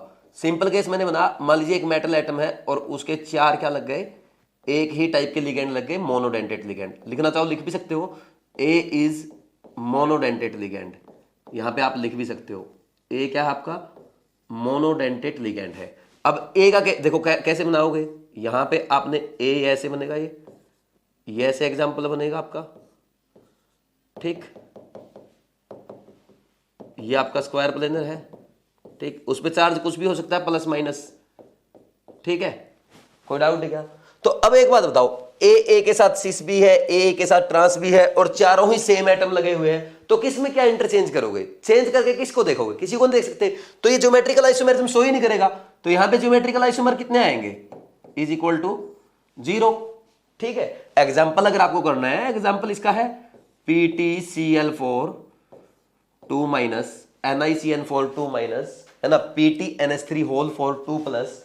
ठीक, ये एग्जाम्पल बनते हैं इसके। ठीक, नेक्स्ट देखो सेकंड केस जो बनेगा, मैं इस बार क्या करता हूं, एक ए एटम को हटा करके उसकी जगह बी लगा देता हूं। ठीक, और आपको फिर वही बात बार बार ध्यान रखनी है कि ए बी दोनों ही कैसे लिगेंड है, मोनोडेंटेट लिगेंड है। कैसे लिगेंड है, मोनोडेंटेट लिगेंड है। इस बार केस बनाओ। इस केस में क्या करोगे, यहां पे हम क्या करेंगे, एक ए को हटा करके चारों में से, जैसे हमने यहाँ 4 ए लगाए थे ना, एक ए को हटा करके हम वहां पे बी लगा देंगे, तो ये स्ट्रक्चर आपका बनेगा। और जैसे ही ये स्ट्रक्चर आपका बना, अब एक बात बताओ भाई, यहां पे अब आप ए के साथ सीस है और ए के साथ ट्रांस वाला केस भी बन रहा है, बी ए के साथ सीस है और बी ए के साथ ट्रांस भी है, और कोई केस बनेगा ही नहीं। तो इसमें भी क्या बोल देंगे, geometrical isomers, number of geometrical isomers is equal to 0 है। कोई डाउट है क्या? ऐसे करने हैं। नेक्स्ट थर्ड वाला केस, ये अच्छा है, Ma2B2। ठीक, इसमें क्या करोगे, ये प्लस माइनस एन दिखा दो। ठीक, ए बी दोनों क्या है, वही आपके बार बार लिखने की जरूरत नहीं है, मोनोडेंटेट लिगेंड है, आप इतने समझदार हैं। ठीक, तो इस केस में एक सीधा एग्जांपल करते हैं। जैसे हम फेमस एग्जांपल है एक प्लेटिनम का, अगर आपको पता हो, प्लेटिनम में जैसे मैंने सबसे पहले आपको एग्जांपल दिया था ना, जिस दिन हम पढ़ रहे थे, ये सिस प्लेटिन और ट्रांस प्लेटिन वाला, याद आ रहा है? आज भी सबसे पहले मैंने इसी को एक्सप्लेन किया था कि सिस प्लेटिन और ट्रांस प्लेटिन में क्या डिफरेंस है। दिस इज सिस, Cl के साथ सिस है, Cl NH3 के साथ है सिस है, NH3 सिस है, यहाँ NH3 सिस है। लेकिन ट्रांस क्या है, Cl और NH3 यहाँ पे क्या आया, एक बार ट्रांस आया है, Cl NH3 दोनों ट्रांस आ रहे हैं। लेकिन एक केस नहीं बना, Cl ट्रांस नहीं बना, NH3 ट्रांस नहीं बना। तो आप एक काम करो, वो वाला केस भी बना दो। यहाँ पे मान लीजिए ये Cl और ये आपने NH3 और NH3 को भी ट्रांस कर दिया, दोनों ऑल ट्रांस हो गए। समझ आया कि नहीं आया? तो 2 केस बनेंगे और कोई केस आप नहीं बना सकते। समझ आया कि नहीं आया? तो ऐसे अपने को केस बना करके देखने पड़ेंगे। ठीक, तो यहां पे आप इसको लिखोगे cisplatin and this one is transplatin. ठीक, और सबसे बढ़िया बात क्या है, जो सिस प्लेटिन है वो एंटी कैंसरस है, कैंसर की ड्रग्स बनाने में काम आता है। और ये क्या है, दिस इज पॉइजनस। कोई डाउट है क्या? देखो बस सिस और ट्रांस का डिफरेंस होने की वजह से इतना चेंज आ जाता है। तो ज्योमेट्रिकल आइसोमर कितने बने इनके, ज्योमेट्रिकल आइसोमर इनके 2 बने ओनली। ठीक, ये लिख लोगे। अब नेक्स्ट हम आगे बढ़ते हैं। देखो नेक्स्ट है फोर्थ केस बनाते हैं। अब हम लोग एक काम करो, ये एग्जांपल ले लिया, मान लीजिए MA2BC और तीनों ABC यहां पे क्या है, ABC तीनों ही मोनोडेंटेट लिगेंड है, ठीक है ना। और यहां पे अगर बात की जाए तो एग्जांपल ले लो सीधा, जैसे हमने PTNS3 लिया, देखो PT के हमने क्या किया, 2 तो NH3 लगा दिए ऐसे, ठीक, 2 तो NH3 लगा दिए और एक Cl लगा दो, एक Br लगा दो, हो गए 2 सेम 2 डिफरेंस, 2 डिफरेंट, ये केस बनेगा आपका। नेक्स्ट देखना, इस केस में अब हम क्या करेंगे, बोलो भाई कैसा बनेगा। आपने क्या देखा, NH3Br के साथ सिस है और NH3Cl के साथ भी सिस है, क्लोरीन ब्रोमीन के साथ सिस है ना, ब्रोमीन क्लोरीन के साथ सिस है, तो एक केस बच गया NH3 ट्रांस और ClBr ट्रांस। तो कर दो, ये Br है, यहां पे Cl को ले जाओ और NH3 को ऐसे ट्रांस कर दो, ये केस बनेगा। अब देख लो कोई भी केस नहीं बचा आपका, सारे सिस और ट्रांस के जितने भी केस आपके बनने थे सारे केस आ चुके हैं ना। और इसको थोड़ा सा सही बना लो, थोड़ा सा नीचे बना दो, अब ठीक है। ये देखो स्क्वायर प्लेनर ज्योमेट्री, ठीक, कितने ज्योमेट्रिकल आइसोमर बनेंगे, आप साफ साफ बोल देंगे ओनली 2 ज्योमेट्रिकल आइसोमर बन रहे हैं, ठीक है। नेक्स्ट बना के देखते हैं फिफ्थ केस। अब एक काम करो, यहां पे MABCD सारे के सारे अलग ले लिए है ना, +-N लगा दिया, ठीक। तो ABCD क्या है, ABCD सारे ही क्या है, मोनोडेंटेट लिगेंड, ठीक। अब कैसे करेंगे, मान लीजिए इसका भी एग्जांपल हम ले लेते हैं, अच्छा एग्जांपल लेते हैं, PT का ही लिया, PT में हमने क्या किया, Cl लगा दिया, यहां Br लगा दिया और ये NH3 लगा दिया और एक यहां पे pyridine लगा दिया, ये केस बना लिया। अच्छा, इस केस में एग्जाम्पल आपके डायरेक्ट उसमें पूछे जाते हैं नीट में कि कितने बनेंगे, कितने आइसोमर बनेंगे, ये एग्जाम्पल डायरेक्ट पूछा जाता है, तो आपको सीधा ध्यान रखना है। लेकिन बनाते कैसे हैं वो सीख लो आप एक काम कर लो, इनमें से किसी एक को फिक्स कर लो। जैसे मान लीजिए यहां पे मैंने एक क्लोरीन को फिक्स रखा, तो क्लोरीन को मैं वहीं पे रखूंगा, बाकी की पोजीशन चेंज करता रहूंगा। देखो क्लोरीन के साथ pyridine क्या है, ट्रांस में है। एक काम करो, आप यहां पे इस बार ब्रोमीन को ट्रांस में लेके आओ, ये ब्रोमीन ट्रांस में लेके आए और उनको जैसा मन कर रहा है वैसा लिख दो, NH3 और pyridine। एक केस ये बन गया। दूसरे केस में एक काम करना, क्लोरीन के साथ कौन ट्रांस में नहीं आया, अभी NH3 ट्रांस में नहीं आया, दोनों केस में सिस था, तो इस बार आप NH3 को ट्रांस में लेके आओ, लेके आए, ठीक। और यहां पे अब जैसा आप लिखना चाहते हो वैसा लिख दो, Br यहां आ जाएगा, pyridine यहां आ जाएगा, ठीक। अब देखो हमने क्या किया, Cl को फिक्स किया था, ये Cl फिक्स कर रखा है, इसको फिक्स करके देख लिया, ठीक। अब आप कहेंगे सर मैं तो इस बार अब NH3 को फिक्स करके देखूंगा, फिर मैं pyridine को फिक्स करूंगा, फिर मैं ब्रोमीन को फिक्स करूंगा, ऐसे कितने केस बन जाएंगे, 12 केस बन जाएंगे। 12 नहीं बनते, यहां पे होगा क्या, देखो ध्यान से सुनो। अब देखो Cl के साथ Br सिस आ चुका है, Cl के साथ NH3 सिस आ चुका है, pyridine ट्रांस आ चुका है, Cl के साथ pyridine सिस आया क्या, ये आ गया, ठीक। और Cl के साथ Br ट्रांस भी आ गया, Cl के साथ NH3 भी ट्रांस आ गया। अब आप और देख लो, NH3 के साथ ब्रोमीन ट्रांस आ चुका है, NH3 के साथ pyridine आ चुका है, NH3 के साथ क्लोरीन आ चुका है। ऐसे ही ब्रोमीन का चेक कर दो, bromine NH3 trans, bromine chlorine trans, bromine pyridine trans, सारे केस बन जाएंगे, सारे सिस के और सारे ट्रांस के। इनके अलावा और कोई केस नहीं बनता, ओनली इसमें 3 ज्योमेट्रिकल आइसोमर बनते हैं। ये आपके एग्जाम में बहुत बार पूछा गया है, अब तक का सबसे इंपॉर्टेंट एग्जाम्पल आपका ये था। समझ आ रही बात, इसको समझ के नोट करो। क्या मेथड सीखा हमने, चारों अलग थे, एक को फिक्स कर दिया, बाकी को उसके ट्रांस रख के देख लिया, सिस अपने आप बन जाएंगे। आपको क्या करना है, एक को फिक्स करो, उसके ट्रांस में रख के देख लो, फिर चेक कर लो भाई, चेक करो ना, ब्रोमीन देखो क्लोरीन के साथ सिस भी आ चुका, ब्रोमीन क्लोरीन के साथ ट्रांस भी आ चुका, ब्रोमीन pyridine के साथ सिस भी ट्रांस आ चुका और ब्रोमीन pyridine के साथ सिस भी आ चुका। ब्रोमीन यहां पे अगर बात करें NH3 के साथ सिस आ चुका, यहां पे ट्रांस आ चुका। ऐसे इनका चेक कर लो, NH3 का चेक कर लो, है ना, pyridine का चेक कर लो, सब आ चुके हैं आपस में सिस ट्रांस, ठीक। यही 3 ही केस बनेंगे, इसको नोट करो, आगे बढ़ते हैं।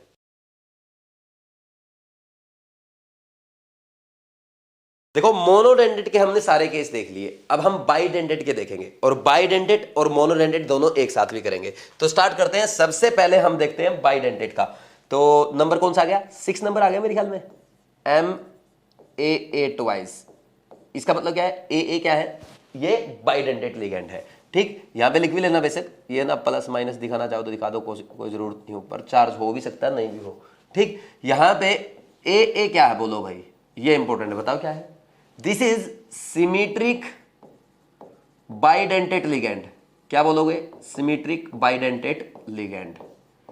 ठीक, अब केस बना के रखे देख लो, ए यहाँ पे ये ए आया, ये ए आया, ये ए आया, ये ए आया, और ये एक दूसरे से जुड़े हुए हैं, कभी भी 180 पे नहीं जाएंगे, ये ऐसे 90 पे ही रहेंगे, ऐसे ही जुड़े हुए। ठीक, अब एक बात बताओ, किसको किसके साथ चेंज करोगे, कोई चेंज करने का फायदा नहीं है, तो ज्योमेट्रिकल आइसोमर कितने आए इसके, 0 आए। ठीक, नेक्स्ट देखो, अब 7th नंबर पे हम देखते हैं, एक काम कर लो, MAA रखो, एक तो बाइडेंटेट रखो और एक क्या रखो, मोनोडेंटेट। अब लिखने की जरूरत नहीं है AA बाइडेंटेट है और B मोनोडेंटेट है, ये लिखने की जरूरत नहीं है। ठीक, अब नेक्स्ट यहां पे जब आप बनाएंगे तो क्या बनेगा, ये यहां पे ऐसा कुछ बनेगा आपका AA और यहां पे B। देखो ये ज्योमेट्री बन रही स्क्वायर प्लेनर, ये आपका जुड़ा हुआ है, क्योंकि क्या है, बाइडेंटेट लिगेंड है। अब एक बात बताओ यार, यहां पे अगर हम बात करें, अब A के साथ B क्या सिस, A एटम जो होगा उसमें बाइडेंटेट में, और ये सिस भी आ चुका है और ये ट्रांस भी आ चुका है। ठीक, तो अब ये केस आ चुका है, आप इसको चेंज कर लो, किसको चेंज करोगे, कोई फर्क नहीं पड़ने वाला है, कोई फर्क पड़ेगा है क्या, क्योंकि आपने क्या देखा था पहले, जब हमने MA2B2 लिखा था ना, तब आपने चेंज कर लिया था AABB, फिर क्या कर दिया था आपने AA और BB, ऐसे कर दिया ट्रांस। लेकिन इसमें ऐसा नहीं कर सकते आप, AA को ऐसे रख दो, क्योंकि क्या है वो बाइडेंटेट लिगेंड है, वो 90 के एंगल पे वहीं पे रहेगा। ठीक, वो 180 पे ऐसे अपोजिट नहीं जाएगा कभी भी, कि A इधर जुड़ गया और दूसरा A इधर जुड़ गया, ऐसे जुड़े हुए नहीं, ऐसे नहीं जुड़ेगा कभी भी, ये ध्यान रखना। ठीक, तो इसमें ज्योमेट्रिकल आइसोमर कितने बनेंगे, कोई केस ही नहीं बनेगा, चाहे चेंज कर करके देख लो, ज्योमेट्रिकल आइसोमर 0। नेक्स्ट देखो 8th नंबर आपका आता है, एक काम करो आप AA को रखो, B और C दोनों को चेंज कर दो। अब देखो यहां पे कैसा बनेगा, यहां पे जब आप बनाएंगे, यहां पे ये AA, ठीक, ये दोनों ऐसे आएंगे, और यहां पे क्या क्या आएंगे, B और C। अब बताओ, आप A के साथ B क्या है, सिस है, A के साथ B ट्रांस भी है, A के साथ C सिस है और A के साथ C ट्रांस भी है, कोई और पॉसिबल केस बन ही नहीं सकता, सारे केस इसी में आ गए, ज्योमेट्रिकल आइसोमर 0। अब आप बोलेंगे सर BC सिस है, BC ट्रांस नहीं है, मान लीजिए आपने BC को ट्रांस रख दिया, क्या AA को ऐसे रखोगे, बाइडेंटेट लिगेंड को ऐसे नहीं रख सकते, ये बात का ध्यान रखना है। ठीक, ये बात समझ में आई। इसको अब हम नेक्स्ट आगे बढ़ते हैं और अच्छे एग्जांपल करते हैं। देखो अपना है ना, जितने भी सिमेट्रिक बाइडेंटेट लिगेंड के केस बन रहे थे वो हमने बना के देख लिए। अब हम नेक्स्ट करेंगे अनसिमेट्रिक बाइडेंटेट लिगेंड।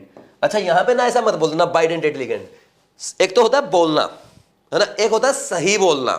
क्या सही कैसे बोलेंगे, सिमेट्रिक बाइडेंटेट लिगेंड है। जैसे अब नेक्स्ट केस में आपको करवाऊंगा, 7th ले लिया मान लीजिए मैंने, 7th के केस में मैं क्या करूंगा, MAB ट्वाइस, AB एक साथ है, यानी AB में एक डोनर एटम A है एक B है, और AB is a bidentate ligand. तो कैसा है, डोनर एटम दोनों अलग अलग हैं, क्या बोलेंगे, अनसिमेट्रिक बाइडेंटेट लिगेंड। क्या बोलेंगे, AB अनसिमेट्रिक बाइडेंटेट लिगेंड।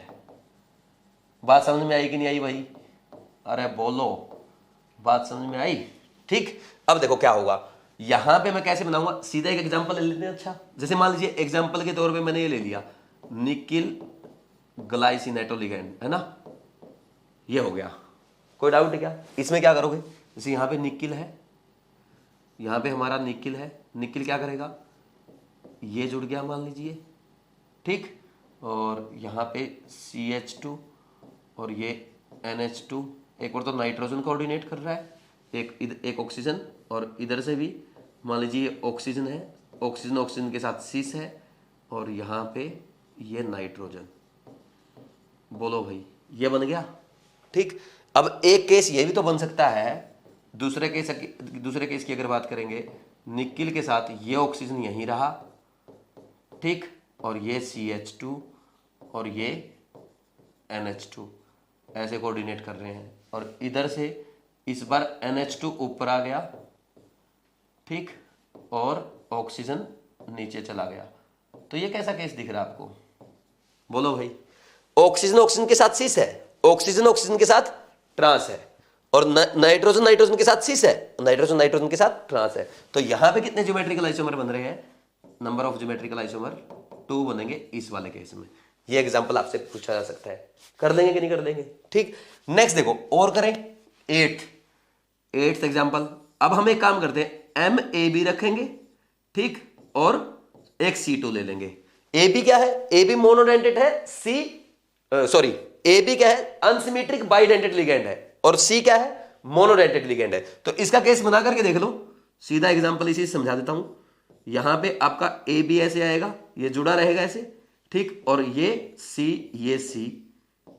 देखो अब A एटम के साथ C क्या है? सिस है। A एटम के साथ C ट्रांस भी है, B एटम के साथ C सिस है, और B एटम के साथ C ट्रांस भी है। और कोई केस बनेगा ही नहीं, और कोई केस नहीं बनेगा तो नंबर ऑफ ज्योमेट्रिकल आइसोमर इस केस में 0 आ जाएंगे। ऐसे चेक करते हैं, बात समझ में आई? नेक्स्ट केस बनाते हैं इसी का। अब क्या कर सकते हैं? AB, और एक काम कर दो, इसको CD कर देते हैं, सारे अलग कर देते हैं ना। ये AB ये अनसिमेट्रिक बाइडेंटेट, C और D मोनोडेंटेट लिगेंड है। अब इस केस में जब आप करोगे तो ऐसा बनेगा, AB और CD, ये क्या है? जुड़े हुए एक दूसरे से, तो ये ज्योमेट्री है। अब देखो, आप देखो यहां पे क्या है? AC के साथ क्या है? AC के साथ सिस है, और AC के साथ ट्रांस नहीं है। BC के साथ ट्रांस है, लेकिन BC के साथ सिस नहीं है। वैसे ही DB के साथ सिस है, लेकिन DB के साथ ट्रांस नहीं है, और DA के साथ ट्रांस है, लेकिन DA के साथ सिस नहीं है। तो दूसरा केस बनेगा ही बनेगा इस बार, यानी ऐसा केस पक्का बनेगा इस बार। AB और यहां पे C और D को चेंज करके देखो, इस केस में आ गया। जो केस आपके नहीं बन रहे थे ना, D और A सिस नहीं था, बन गया। D और B ट्रांस नहीं था, बन गया। C और B सिस नहीं था, बन गया। C और A ट्रांस नहीं था, बन गया। तो कितने नंबर ऑफ ज्योमेट्रिकल आइसोमर बनेंगे? इसमें नंबर ऑफ ज्योमेट्रिकल आइसोमर आपके 2 बनने वाले हैं। ये केस बनेंगे आपके। तो ये बना बना के देखने पड़ते हैं अपने को। इसमें मेरे ख्याल में आपको कोई डाउट नहीं आना चाहिए। कोई डाउट है क्या? जैसे आप बोलेंगे सर ये बना कैसे रहे हो, एग्जांपल बताऊंगा भाई। PT है, PT मान लीजिए GLY, एक तो ये लगा दो, एक इसके Cl लगा दो, एक NH3 लगा दो। ये केस आपका एग्जाम्पल अगर आपको चाहिए तो, ठीक। +2 में 4 कोऑर्डिनेशन नंबर है PT का, ठीक। ये लिखो, फिर और आगे बढ़ते हैं।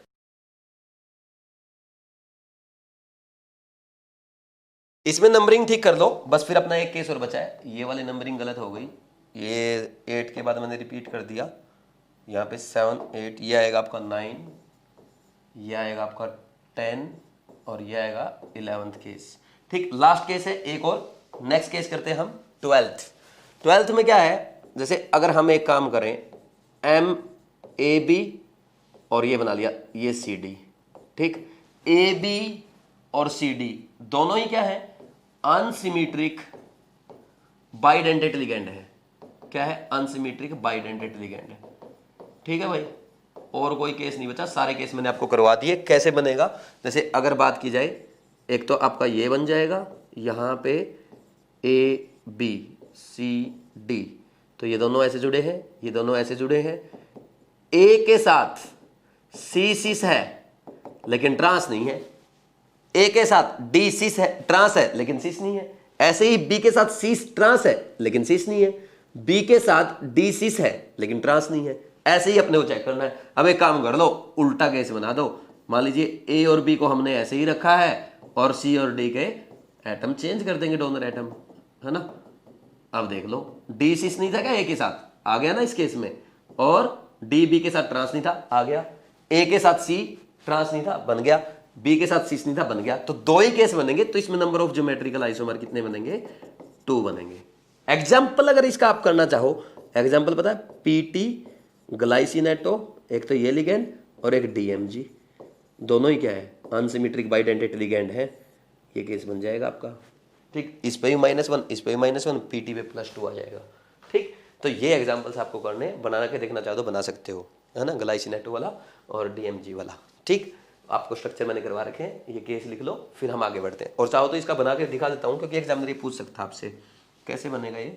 यहाँ बना देते हैं दोनों, PT, यहाँ पे ये OC डबल बॉन्ड O, और यहाँ पे CH2 और ये NH2, ये बन गया और उधर से अपना क्या बनता है, नाइट्रोजन डोनर आता है, ये ऑक्सीजन पे माइनस रहता है, ये कार्बन, और यहाँ पे ये CH3, ये C, ये डबल बॉन्ड नाइट्रोजन, और ये OH, और ये CH3।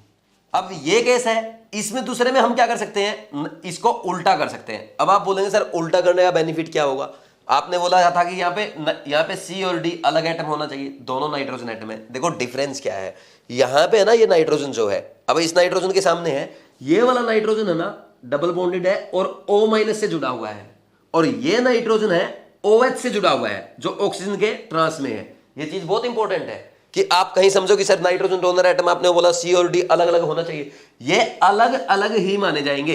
ये नाइट्रोजन A है तो ये नाइट्रोजन B है, और ये तीनों नाइट्रोजन अलग है, इसमें NH2 वाला है, तीनों की इलेक्ट्रोनेगेटिविटी अलग आएगी।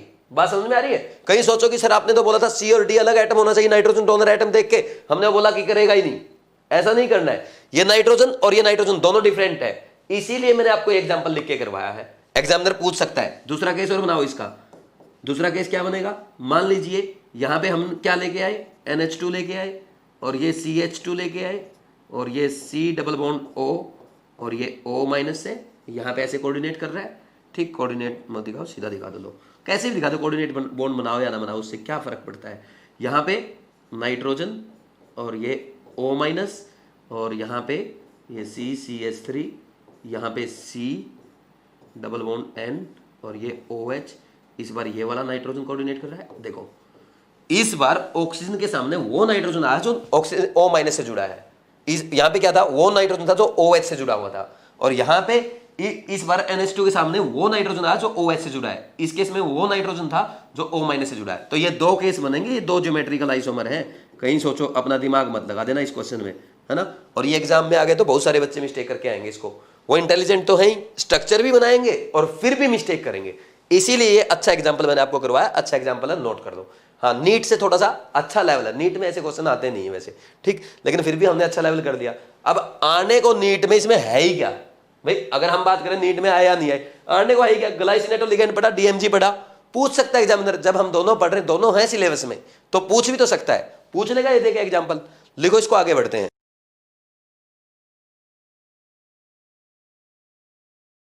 अब नेक्स्ट देखो, अब हमने कोऑर्डिनेशन नंबर 4 वाले कर लिए, कोऑर्डिनेशन नंबर 6 वाले करते हैं। लिखो, हेडिंग डाल लो, geometrical isomerism, geometrical isomerism in compounds having coordination number equal to 6।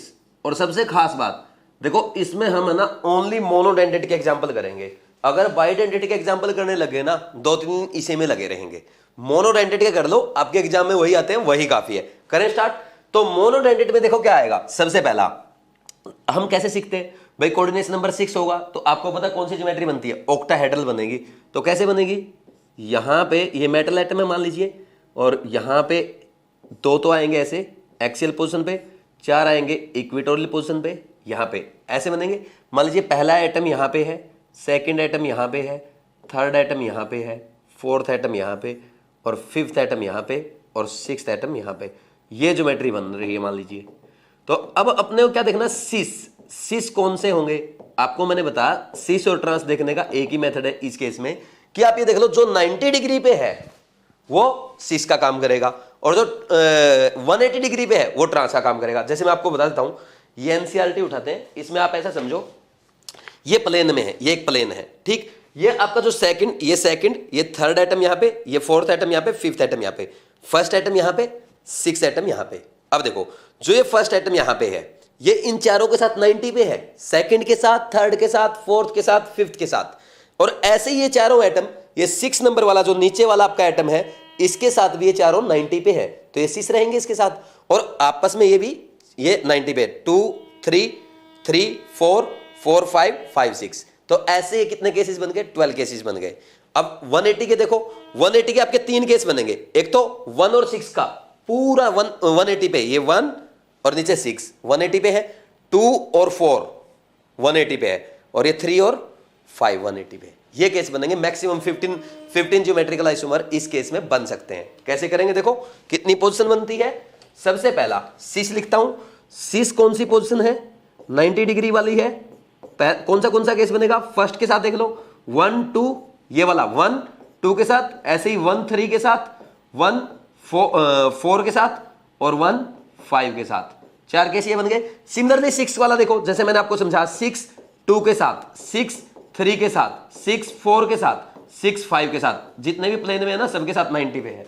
और क्या केस बन सकते हैं, अब देखो 2 3 के साथ, 3 4 के साथ, 4 5 के साथ, 5 2 के साथ, ये सारे क्या है, स्क्वायर प्लेनर है। ऐसा दिखा दो 2 3 के साथ और 2 5 के साथ, ये 2 3 के साथ और 5 के साथ स्क्वायर प्लेन, ये 90 डिग्री पे है। 4 3 के साथ और 4 5 के साथ, ठीक, ये बस यही केस बनेंगे, और कोई केस नहीं बन रहा। ठीक, सिस के इतने ही केस बनते हैं, मैक्सिमम कितने आए, 12 आए। और ट्रांस के कितने बनेंगे, ट्रांस 180 डिग्री पे। अपोजिट देखो कौन सा है, ये 1 और 6 अपोजिट, 2 और 4, 3 और 5, 1 6 2 4 और 3 और 5, ये आपके ट्रांस के केस बनते हैं। मैक्सिमम इसमें 15 केसेस आपके ज्योमेट्रिकल आइसोमेरिज्म के बन सकते हैं। तो यही अपने को करना है। अब आप आगे बढ़ते हैं, हम इसके एग्जाम्पल स्टार्ट करते हैं।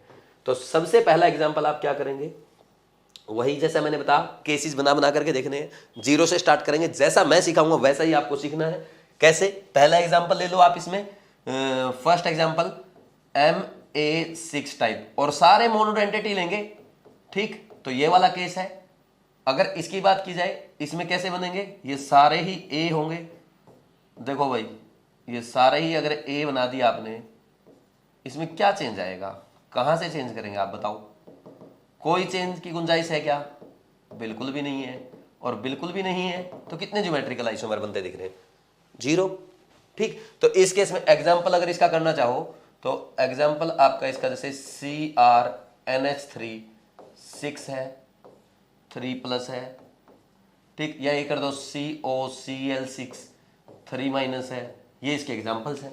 ठीक, तो ज्योमेट्रिकल आइसोमर कितने आएंगे इनके, 0 आएंगे। ठीक, सेकंड केस में मैं क्या करूंगा, एक A को हटा देता हूं और एक B को उसकी जगह लगा देता हूं, उससे कितना फर्क पड़ेगा, देख लो कितना फर्क आता है। M, ये A और यहां पे मान लीजिए मैंने B लगा दिया, A। देखो A के साथ A सिस भी आ रहा है बहुत सारी जगह, और ट्रांस भी आ रहा है। जैसे ये A ट्रांस है, ये A ट्रांस रहा, और ये A सिस, ये इनके साथ सिस है ही 90 डिग्री पे। अब B वाला देखो, B A के साथ सिस है और B A के साथ ट्रांस भी है, तो नया केस बनेगा ही नहीं। तो इसमें भी ज्योमेट्रिकल आइसोमर कितने आएंगे, 0 आ जाएंगे आपके। एग्जाम्पल करना चाहते हो, CrNH3 5Cl+2, ये केस बन गया। ऐसे केसेस आप बना सकते हो। और कोई केस बनाना चाहते हो, COH2O 5SO4Cl, ये वाला केस बनता है। ठीक, इसकी ज्योमेट्री यही ऑक्टाहेड्रल आएगी।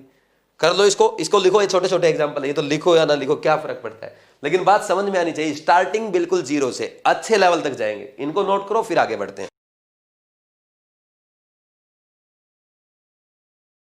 नेक्स्ट देखो, अब इंटरेस्टिंग केसेस स्टार्ट हो रहे हैं। जैसे सबसे अब थर्ड नंबर आ गया ना अपना, तो थर्ड नंबर में क्या आएगा, थर्ड नंबर जो है MA4B2 टाइप, दोनों ही मोनोडेंटेट है। कैसे करेंगे, जैसे हमने क्या किया, मान लीजिए ये पोजीशन अपनी 6 पोजीशंस, ये 6 पोजीशन है। हमने क्या किया, यहां पे B को रखा और B को 6 रखा, और ये A, ये A, ये A, ये A, ये कंडीशन बना ली। दूसरी कंडीशन क्या बन सकती है, देखो B A के साथ ट्रांस आ रहा है और B यहां पे A के साथ सिस भी है 90 डिग्री पे, और A के साथ ट्रांस भी है, A के साथ सिस भी है। ठीक, लेकिन एक कंडीशन नहीं आई, जहां पे B ट्रांस आए। तो B ट्रांस नहीं आया तो बना दो। कैसे बनेगा, देखो ये वाली कंडीशन बन जाएगी, ये वाली कंडीशन अपनी बन जाएगी, ये यहां पे B और B को ट्रांस रख दो, ये A, ये A, ये A, A। देखो सारे केस बन गए, B ट्रांस भी आ गया और B सिस के यहां पे आ गया था, A सिस और A ट्रांस तो पहले ही आ चुका है। ठीक, तो इसके ज्योमेट्रिकल आइसोमर 2 बनेंगे। ठीक, एग्जाम्पल करना चाहते हो, एग्जाम्पल लिख लो भाई, CONH3 4Cl2+, ये एग्जाम्पल बन गया। ठीक, नेक्स्ट फोर्थ एग्जाम्पल करते हैं। इसमें हम क्या करेंगे, MA4 B और C को दोनों को ही चेंज कर दिया इस बार मैंने, और बी और सी को चेंज करने के बाद अगर आप इसके बना करके देखेंगे, जो कम है ना उस पर फोकस कर दिया करो। बी और सी को ले लो, बी और सी को दोनों को शीश रखा, बाकी हर जगह ए रख दो। ये केसेस बनेंगे आपके, ठीक। ये बार बार डॉट लगाने की जरूरत नहीं है ना, टाइम पास हो रहा है ऐसे तो। चलो ठीक है, नेक्स्ट करते हैं। अब देखो हमने क्या क्या केस बना लिए, कौन सा केस बचा हुआ है वो आपको देखना है। हमने बी और सी को शीश ले लिया, हमने बी ए और ए को ट्रांस ले लिया, हमने ए और ए को शीश ले लिया, ए और ए को ट्रांस भी ले लिया, हमने ए और सी को शीश ले लिया, ए और सी को ट्रांस भी ले लिया, लेकिन बी और सी ट्रांस वाला केस नहीं बना है। तो बी और सी वाला ट्रांस वाला केस नहीं बना तो रखो दोनों को, और दोनों को रखने के बाद सारे पॉसिबल केस खत्म हो गए। तो इसके ज्योमेट्रिकल आइसोमर कितने बनेंगे, इसके 2 बनेंगे। एग्जाम्पल आप बोलेंगे, एग्जाम्पल मैं बना दूंगा 1 सेकंड में। CONH3 ClBr कर दो इस बार, ये बन गया इसका एग्जाम्पल। ऐसे केसेस बनते हैं, तो मेरे ख्याल में आप ये आराम से कर लोगे, ठीक। अब नेक्स्ट जब हम आगे बढ़ते हैं तो कौन सा केस बनाएंगे, देखो भाई यहां पे नेक्स्ट और केसेस बनेंगे। अब कैसे बनेंगे, 4th केस आ गया अपना, इंटरेस्टिंग है।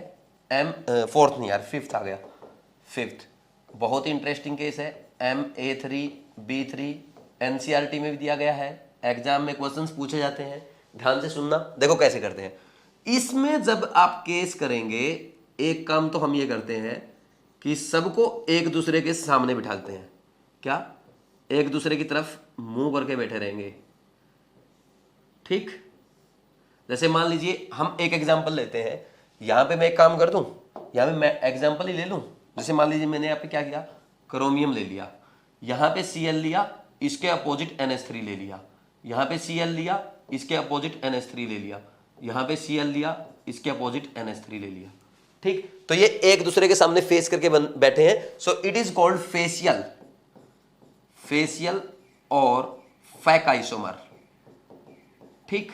फेशियल या इसको फैक आइसोमर भी हम कह देते हैं, ठीक। तो यहां पे एक्चुअल में आप इसको ना ऐसा दिखाएंगे ना, जब देखो ये थोड़ा सा सही बनेगा ना, यहां पे थोड़ा सा सही जब बनता है ये ऐसे, अब ऐसा दिखता है ये आपको, ये ऐसे फेस किए हुआ एक दूसरे की तरफ, ये और ये NCERT में देखना बहुत अच्छे से बना रखा है, ठीक। ये फेशियल एक दूसरे की तरफ फेस करके बैठे हैं सब। नेक्स्ट करते हैं, नेक्स्ट आएगा मेरिडियोनल। तो ये ऐसे बनेगा, Cr है यहाँ पे, और यहां पे हम क्या करेंगे, इस बार ये NH3 हमने यही रखा, ये NH3 भी यहीं रखा, और इस NH3 को यहां ले आए, ठीक। और ये Cl यहां चला गया, ये Cl, ये वाला Cl यहां चला जाएगा। एक्चुअल में पता क्या बनता है, अगर थोड़ा सा आप देखेंगे इसकी ज्योमेट्री कुछ ऐसी बनती, देखो ये ऐसे नीचे एक कटोरा टाइप बनता है ऐसे, है ना, और एक कटोरा ये ऊपर से बनता है, दूसरे कलर से बना लेते हैं, ये ऐसे, ठीक है ना। एक कटोरा ऐसे रखा है, एक नीचे ऐसे रखा है। आप NCERT में देखना और सही से समझ में आएगा, ठीक। आप ऐसे समझो, एक तो ये ऐसे बन रहा है कटोरा, ठीक, हाफ बाउल ऐसे, और दूसरा उसके ऊपर ऐसे बन रहा है। तो दिस इज कॉल्ड मेरिडियोनल या मर आइसोमर, मेरिडियोनल और मर आइसोमर, ठीक। दोनों बहुत ज्यादा इंपॉर्टेंट है, हर एग्जाम में पूछे जाते हैं, कर लेंगे। ये केस हो गया। अब नेक्स्ट केस अगर हम बात करें तो इसमें हम क्या करेंगे, 5th आ गया, 6th आ गया, MA2A3 और B2, एक C ले आओ उसकी जगह, एक C ले आएंगे B को हटा करके। अब कैसे बनेंगे, आप B पे फोकस करना, ठीक। हमने क्या किया, पहला केस ये रखा कि यहां पे B और B को हमने शीश रखा, साथ में C को इसको शीश रखा, और A को ऐसे रखा। अब देखो A सबके साथ ट्रांस आ चुका है, A सबके साथ शीश भी आ चुका है, क्योंकि देखो ये जो नीचे वाला A है ना, ये इसके साथ क्या है, शीश, ठीक। और इस B के साथ भी शीश है, और इसके साथ ट्रांस भी है, समझ आ रही बात। और ये वाला C के साथ ट्रांस हो गया। अब नेक्स्ट करते हैं, C को ट्रांस में लेके आते हैं, B के साथ C ट्रांस आया क्या, नहीं आया ना। तो एक काम करो, कर दो एक बार, ये B के साथ C ट्रांस करो, और B को CC रखा हमने, ठीक। अब देखो A के तो सारे केस हो गए थे, अब मेन फोकस अपना किस पे है, B पे और C पे। तो BC ट्रांस हो गया, और C के साथ B, C पहले भी हो चुका था, ठीक। अब अपने को कौन सा केस बनाना पड़ेगा, BB ट्रांस वाला केस नहीं बना है, वो केस बनाओ। कैसे बनेगा, ये यहां पे बी है और एक बी को नीचे रख दो। अब कोई भी केस ऐसा नहीं है जो आपका बच गया हो, कर दो चेक, कोई केस नहीं बचा। तो इसमें कितने ज्योमेट्रिकल आइसोमर्स बनेंगे, geometrical isomer, number of geometrical isomer is equal to 3। Example करना चाहते हो, एग्जांपल कर दो ना भाई। क्या, क्रोमियम 3 NH3 ले लिए मैंने और 2 Cl ले लिए, 1 ब्रोमीन ले लिया, या सल्फेट ले लो। समझ आ रही कि नहीं आ रही बातें? तो ऐसे एग्जांपल्स बनेंगे, ये लिखो, फिर और अच्छे एग्जांपल करते हैं।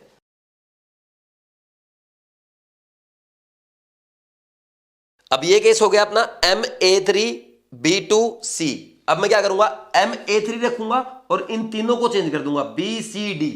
भाई ए तो ले लिए 3 और 3 अलग ले लिए, सारे मोनोडेंटेड है। कैसे करेंगे देखना, अभी समझ में आ जाएगा। जैसे इस बार मैं क्या कर रहा हूं, एग्जांपल नंबर कौन सा आ गया, 7th आ गया मेरे ख्याल में। Ma3BCD। इस केस में देखो कैसे बनेगा, ये है आपका ऐसे, यहां पे मैंने क्या किया, इसके साथ बी के साथ क्या किया, BCD ऐसे रख लिया, पहले ए को ट्रांस ले लिया। ठीक, बी जो कम है ना उस पर फोकस कर दो। तो इस बार मैंने बी के साथ ए को ट्रांस रखा था, सी और डी सी आ चुके हैं, और ए और सी आ चुका है, ए और डी सी आ चुका है, ए डी ट्रांस आ चुका, ए सी ट्रांस आ चुका। अब इस बार मैं क्या करूंगा, बी के साथ सी को ट्रांस रखता हूं और बाकी को वहीं पे रख दूंगा स्क्वायर प्लेनर में, ये बन जाएगा। एक काम और कर लो, बी के साथ डी ट्रांस नहीं आया एक बार भी, तो बी के साथ डी ट्रांस करके देखो, ये आ जाएगा। अब नेक्स्ट क्या बन सकता है सोचो, एक बी के साथ ए ट्रांस आ चुका, बी के साथ सी ट्रांस आ चुका, बी के साथ डी ट्रांस आ चुका, एक केस बचा हुआ है, और ए बी सबके साथ ट्रांस आ चुका है, क्योंकि ए बी के साथ, ए सी के साथ, ए डी के साथ, और सिस तो अपने आप बनते जाएंगे। जो एक बार जो वर्टिकल में आ गया और दूसरे स्क्वायर प्लेनर में है, वो सिस तो अपने आप बन जाएंगे। अब बात यह है कि केस कौन सा बचा हुआ है। कहीं पे आपको दिख रहा है सीडी ट्रांस आया क्या, सीडी ट्रांस नहीं आया, सीडी सिस आ चुका है, सीडी ट्रांस नहीं आया तो बना दो, 4 आइसोमर बन जाएंगे ऐसे। यही केस बचा हुआ है बस एक, क्या करना है, यहां पे ये क्या है, सी और ये डी और ये ए बी बी और ये बी है, ये बन गए। तो 4 ही ज्योमेट्रिकल आइसोमर यहां पे बनेंगे। कितने आइसोमर बन रहे हैं, 4। ये ध्यान रखना है, इंपॉर्टेंट केस है। एग्जांपल लिखना चाहते हो, एग्जांपल लिखने में क्या है यार, CrNH3 5ClBrNO2 या ONO लिख लो, वो आपकी मर्जी है। ठीक, ये केस हो गया। इसके बाद जो नेक्स्ट वाला केस आता वो और अच्छा है। जैसे जैसे आगे बढ़ते जाएंगे केस इंटरेस्टिंग होते जाएंगे। देखो A3 तो हो गया, अब एक काम करो A2 कर लो और बाकी B2 और C2 भी ले लो। ठीक है, 2A ले लिए मोनोडेंटेड, 2B लिए, 2C लिए। कौन सा केस बनेगा, एक काम करना, ध्यान से समझना, ये केस होगा नहीं घर पे, नहीं तो आपसे होगा नहीं ये केस। ये देखो, अब समझो ध्यान से, क्या करना, पहले ना सबको सिस रखना, A सिस, B सिस, और छोटे लिख दिए, ज्यादा दिख रहे होंगे ना, B सिस और C सिस। अब नेक्स्ट केस में क्या करो, ये ऑल सिस का केस बना लिया, लिख लो इसके नीचे ताकि याद रहे, ऑल सिस। फिर नेक्स्ट केस में एक काम करना, सबको ट्रांस कर दो, ए के साथ ट्रांस, बी के साथ ट्रांस और सी के साथ ट्रांस। ये केस बन गया। फिर अब नेक्स्ट केस में क्या करना, नेक्स्ट केस ध्यान से करना पड़ेगा अपने को। क्या करेंगे भाई, इसमें हमने क्या किया, अब एक काम करो आप, ए सबको ऑल सिस ऑल ट्रांस कर लिया। अब इस केस में आप एक काम करो, ए को ट्रांस रखो, बी और सी को दोनों को सिस रखना, बी और सी दोनों सिस। नेक्स्ट केस में बी को ट्रांस कर लो और ए और सी दोनों सिस रख लो। ठीक, नेक्स्ट सी को ट्रांस कर लो, ठीक, और ए और बी को सिस कर लो। इसके अलावा और कोई भी केस आपका नहीं बन सकता। बना के देख लो। आप एक काम करो, जो बनाना चाहते हो बना के देखो, आएगा नहीं। आप बोलेंगे सर मैं तो ए बी को क्या करना चाहता हूं, ट्रांस करना चाहता हूं, ए बी ट्रांस है भाई। ठीक, सर मैं बी को ट्रांस करना चाहता हूं, ये रहा बी ट्रांस, और बताओ क्या चाहिए। ठीक, सारे केस हो गए, कोई केस नहीं बचा। मेथड क्या है, पहले ऑल सिस बनाएंगे, फिर ऑल ट्रांस बनाएंगे, 2 बन गए। फिर एक काम करो, ए को ट्रांस रखो और बी और सी को सिस रखो, बी को ट्रांस रखो ए और सीसी को ट्रांस रखो, ए और सीसी को सीस रखो, और लास्ट केस में सीसी को ट्रांस और बाकी दोनों सीस, ए सीस बी सीस। समझ आ रही बात? तो कितने ज्योमेट्रिकल आइसोमर ये दे रहा आपको, ये इसने 5 ज्योमेट्रिकल आइसोमर्स आपको दे दिए हैं। ठीक, एग्जाम्पल बनाना चाहो, एग्जाम्पल लिखना चाहो तो लिख सकते हो। जैसे हम क्या करेंगे, यही बना दिया, मान लीजिए PT NH3 twice Cl2 Br2। ठीक, ये हो गया PT +4 में 6 कोऑर्डिनेशन नंबर शो करता है। ये दोनों अब अच्छे एग्जांपल शुरू हो चुके हैं। नेक्स्ट देखो और इंटरेस्टिंग है, एक बार ये लिख लो, लेकिन लिखना है वैसे ही जैसे मैंने समझाया है, समझना है वैसे ही, घर पे प्रैक्टिस भी वैसे करनी है। घर पे क्या करना है, कॉपी बंद कर देनी है, एक बार सारे केस कि ये केस था और बना बना के देखने, वैसे ही रिमाइंड करना जैसे मैं बोलता जा रहा हूं। लिखो इसको।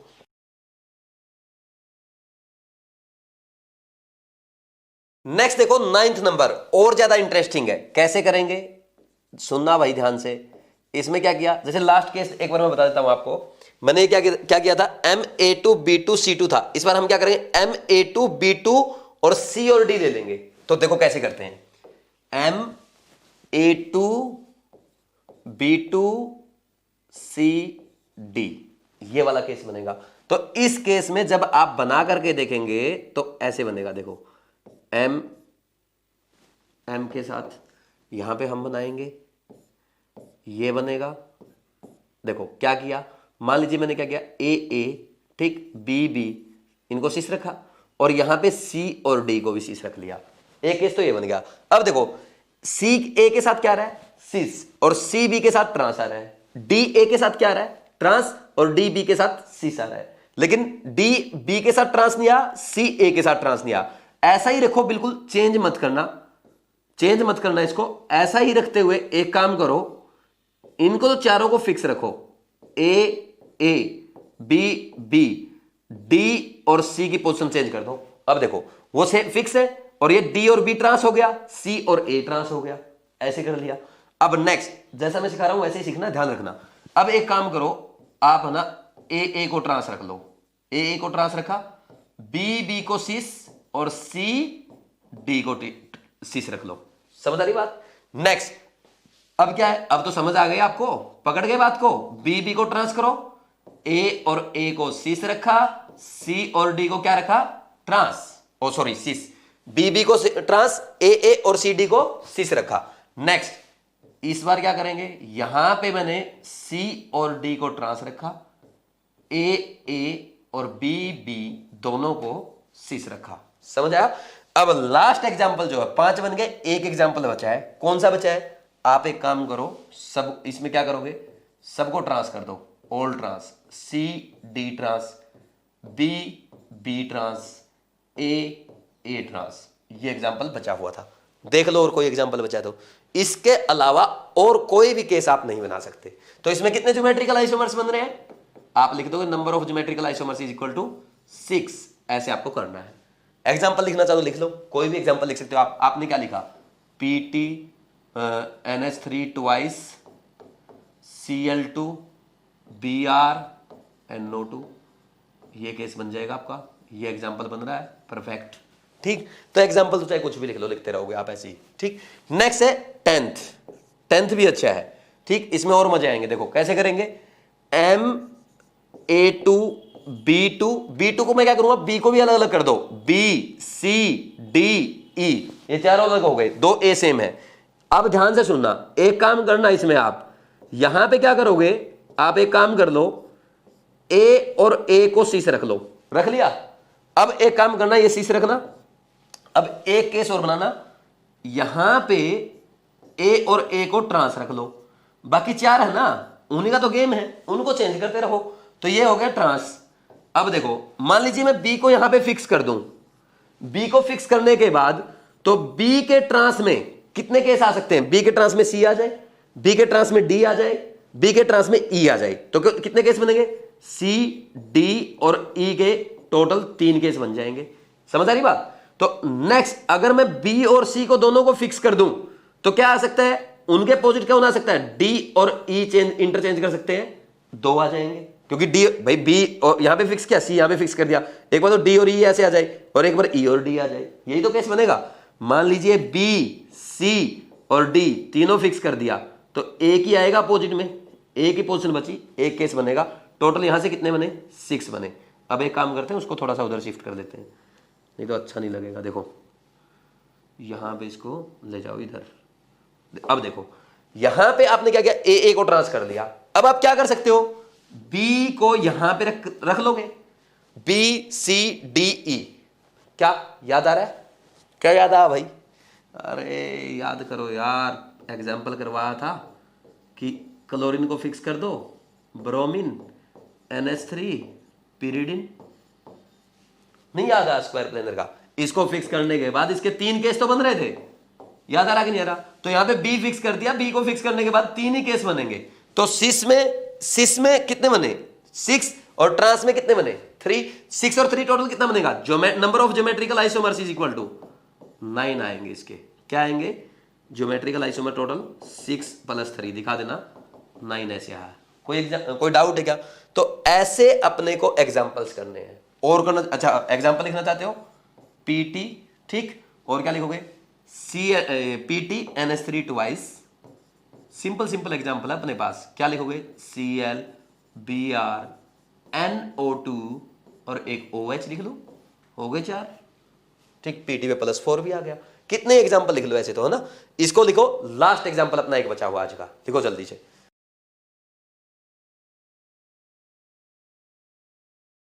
देखो लास्ट एग्जांपल देख लो, बहुत ही आसान एग्जांपल है। कौन सा एग्जांपल आ गया अपना? ये नंबर देख लो एग्जांपल का, ये है 10th। सारे अलग कर दो, 10th के बाद 11 नंबर आएगा। देखो मान लीजिए मैं क्या कर दूं, MABCDEF सारे ही अलग कर दिए, क्या बनेगा? देखो भाई यहां पे ये एक मेटल एटम है, इसके अराउंड 6 कोऑर्डिनेशन नंबर। कैसे शो करेंगे? मान लीजिए आपने यहां पे ए को फिक्स कर दिया। ए को फिक्स करने के बाद आप मुझे एक बात बताओ, ए के ट्रांस में कितने आ सकते हैं? बी, सी आ जाए, डी आ जाए, और ई आ जाए, और एफ आ जाए। कितने आए? 5 पॉसिबल केस बन सकते हैं। नेक्स्ट केस में क्या किया आपने? ए को यहां फिक्स कर दिया, बी को यहां फिक्स कर दिया। ए और बी को फिक्स करने के बाद उनके अपोजिट कितने चेंज कर सकते हैं? सी चेंज कर सकता है, ए और बी तो फिक्स हो गया, डी, ई और एफ अपनी पोजीशन चेंज कर सकते हैं 4 जगह पे, 4 यहां से बनेंगे। नेक्स्ट ए, बी और सी को फिक्स कर दो। ए, बी, सी को फिक्स करने के बाद 3 ही चेंज करने वाले बचे हैं, डी, ई, एफ। ठीक, तो नेक्स्ट कितने? 3 बनेंगे। और आप अब एक काम करो, ए, बी, सी, डी सबको फिक्स कर दो, ई और एफ चेंज कर सकते हैं आपस में। जैसे ए, बी, सी, डी या फिक्स कर दिया, ई यहां पे आ जाए, एफ यहां पे आ जाए, एफ यहां पे आ जाए, ई यहां पे आ जाए, 2 ही तो केस बनेंगे। ठीक, ऐसे ही नेक्स्ट ए, बी, सी, डी, ई, क्या सारे ए, बी, सी, डी, ई, एफ एक ही तो केस बनेगा। समझ आया कि नहीं आया? तो टोटल 5 4 3 2 1 कितने आ गए? 15 आइसोमर आ गए, total number of geometrical isomer इस केस के। समझ आ रही बात? एग्जांपल कैसे देगा एग्जामिनर आपको, ये याद करना है। कहीं सोचो कि हमारे इतना खतरनाक नहीं आएगा, एनसीईआरटी में दे रखा है। एग्जांपल देख लो, PT, NH3, pyridine, Cl, Br, NO2 और एक और क्या लिखें? OH लिख दो या SO4 लिख दो, जो आपका मन करे वो लिख लो। ये एग्जांपल हो गया। तो इसके कितने आइसोमर बनेंगे? 15 आइसोमर टोटल बनेंगे। क्या? Geometrical isomer. ठीक, इसके ऑप्टिकल 30 बनेंगे। ऑप्टिकल हम कल पढ़ेंगे, क्योंकि सारे कंपाउंड अनसिमेट्रिक है ना? एक अनसिमेट्रिक कंपाउंड 2 ऑप्टिकल आइसोमर बनाता है। कैसे बनाता है कल सीखेंगे। ठीक, आज आप इतना ही सीखो। ठीक, अब एक काम आपका है घर से करने के लिए, लेकिन मैं ही आपकी मदद कर देता हूं। मदद क्या है? आपने इतने केस पढ़ लिए, कैसे याद रहेंगे? टोटल 11 केस पढ़े आपने कोऑर्डिनेशन नंबर 6 में। सबसे पहला ये उल्टा शुरू कर दो। उल्टा कैसे? MABCDEF, इसके कितने केस बने भाई? 15 केस बने कि नहीं बने? ठीक, फिर 2 सेम ले लिए थे, बाकी डिफरेंट थे, A2BCDE, इसमें कितने बने थे? 9 केस बने थे, जो लास्ट वाला है। ये अभी तो किया हमने, देखो ये वाला केस की बात कर रहा हूं। कितने बने इसमें? 9 बने थे।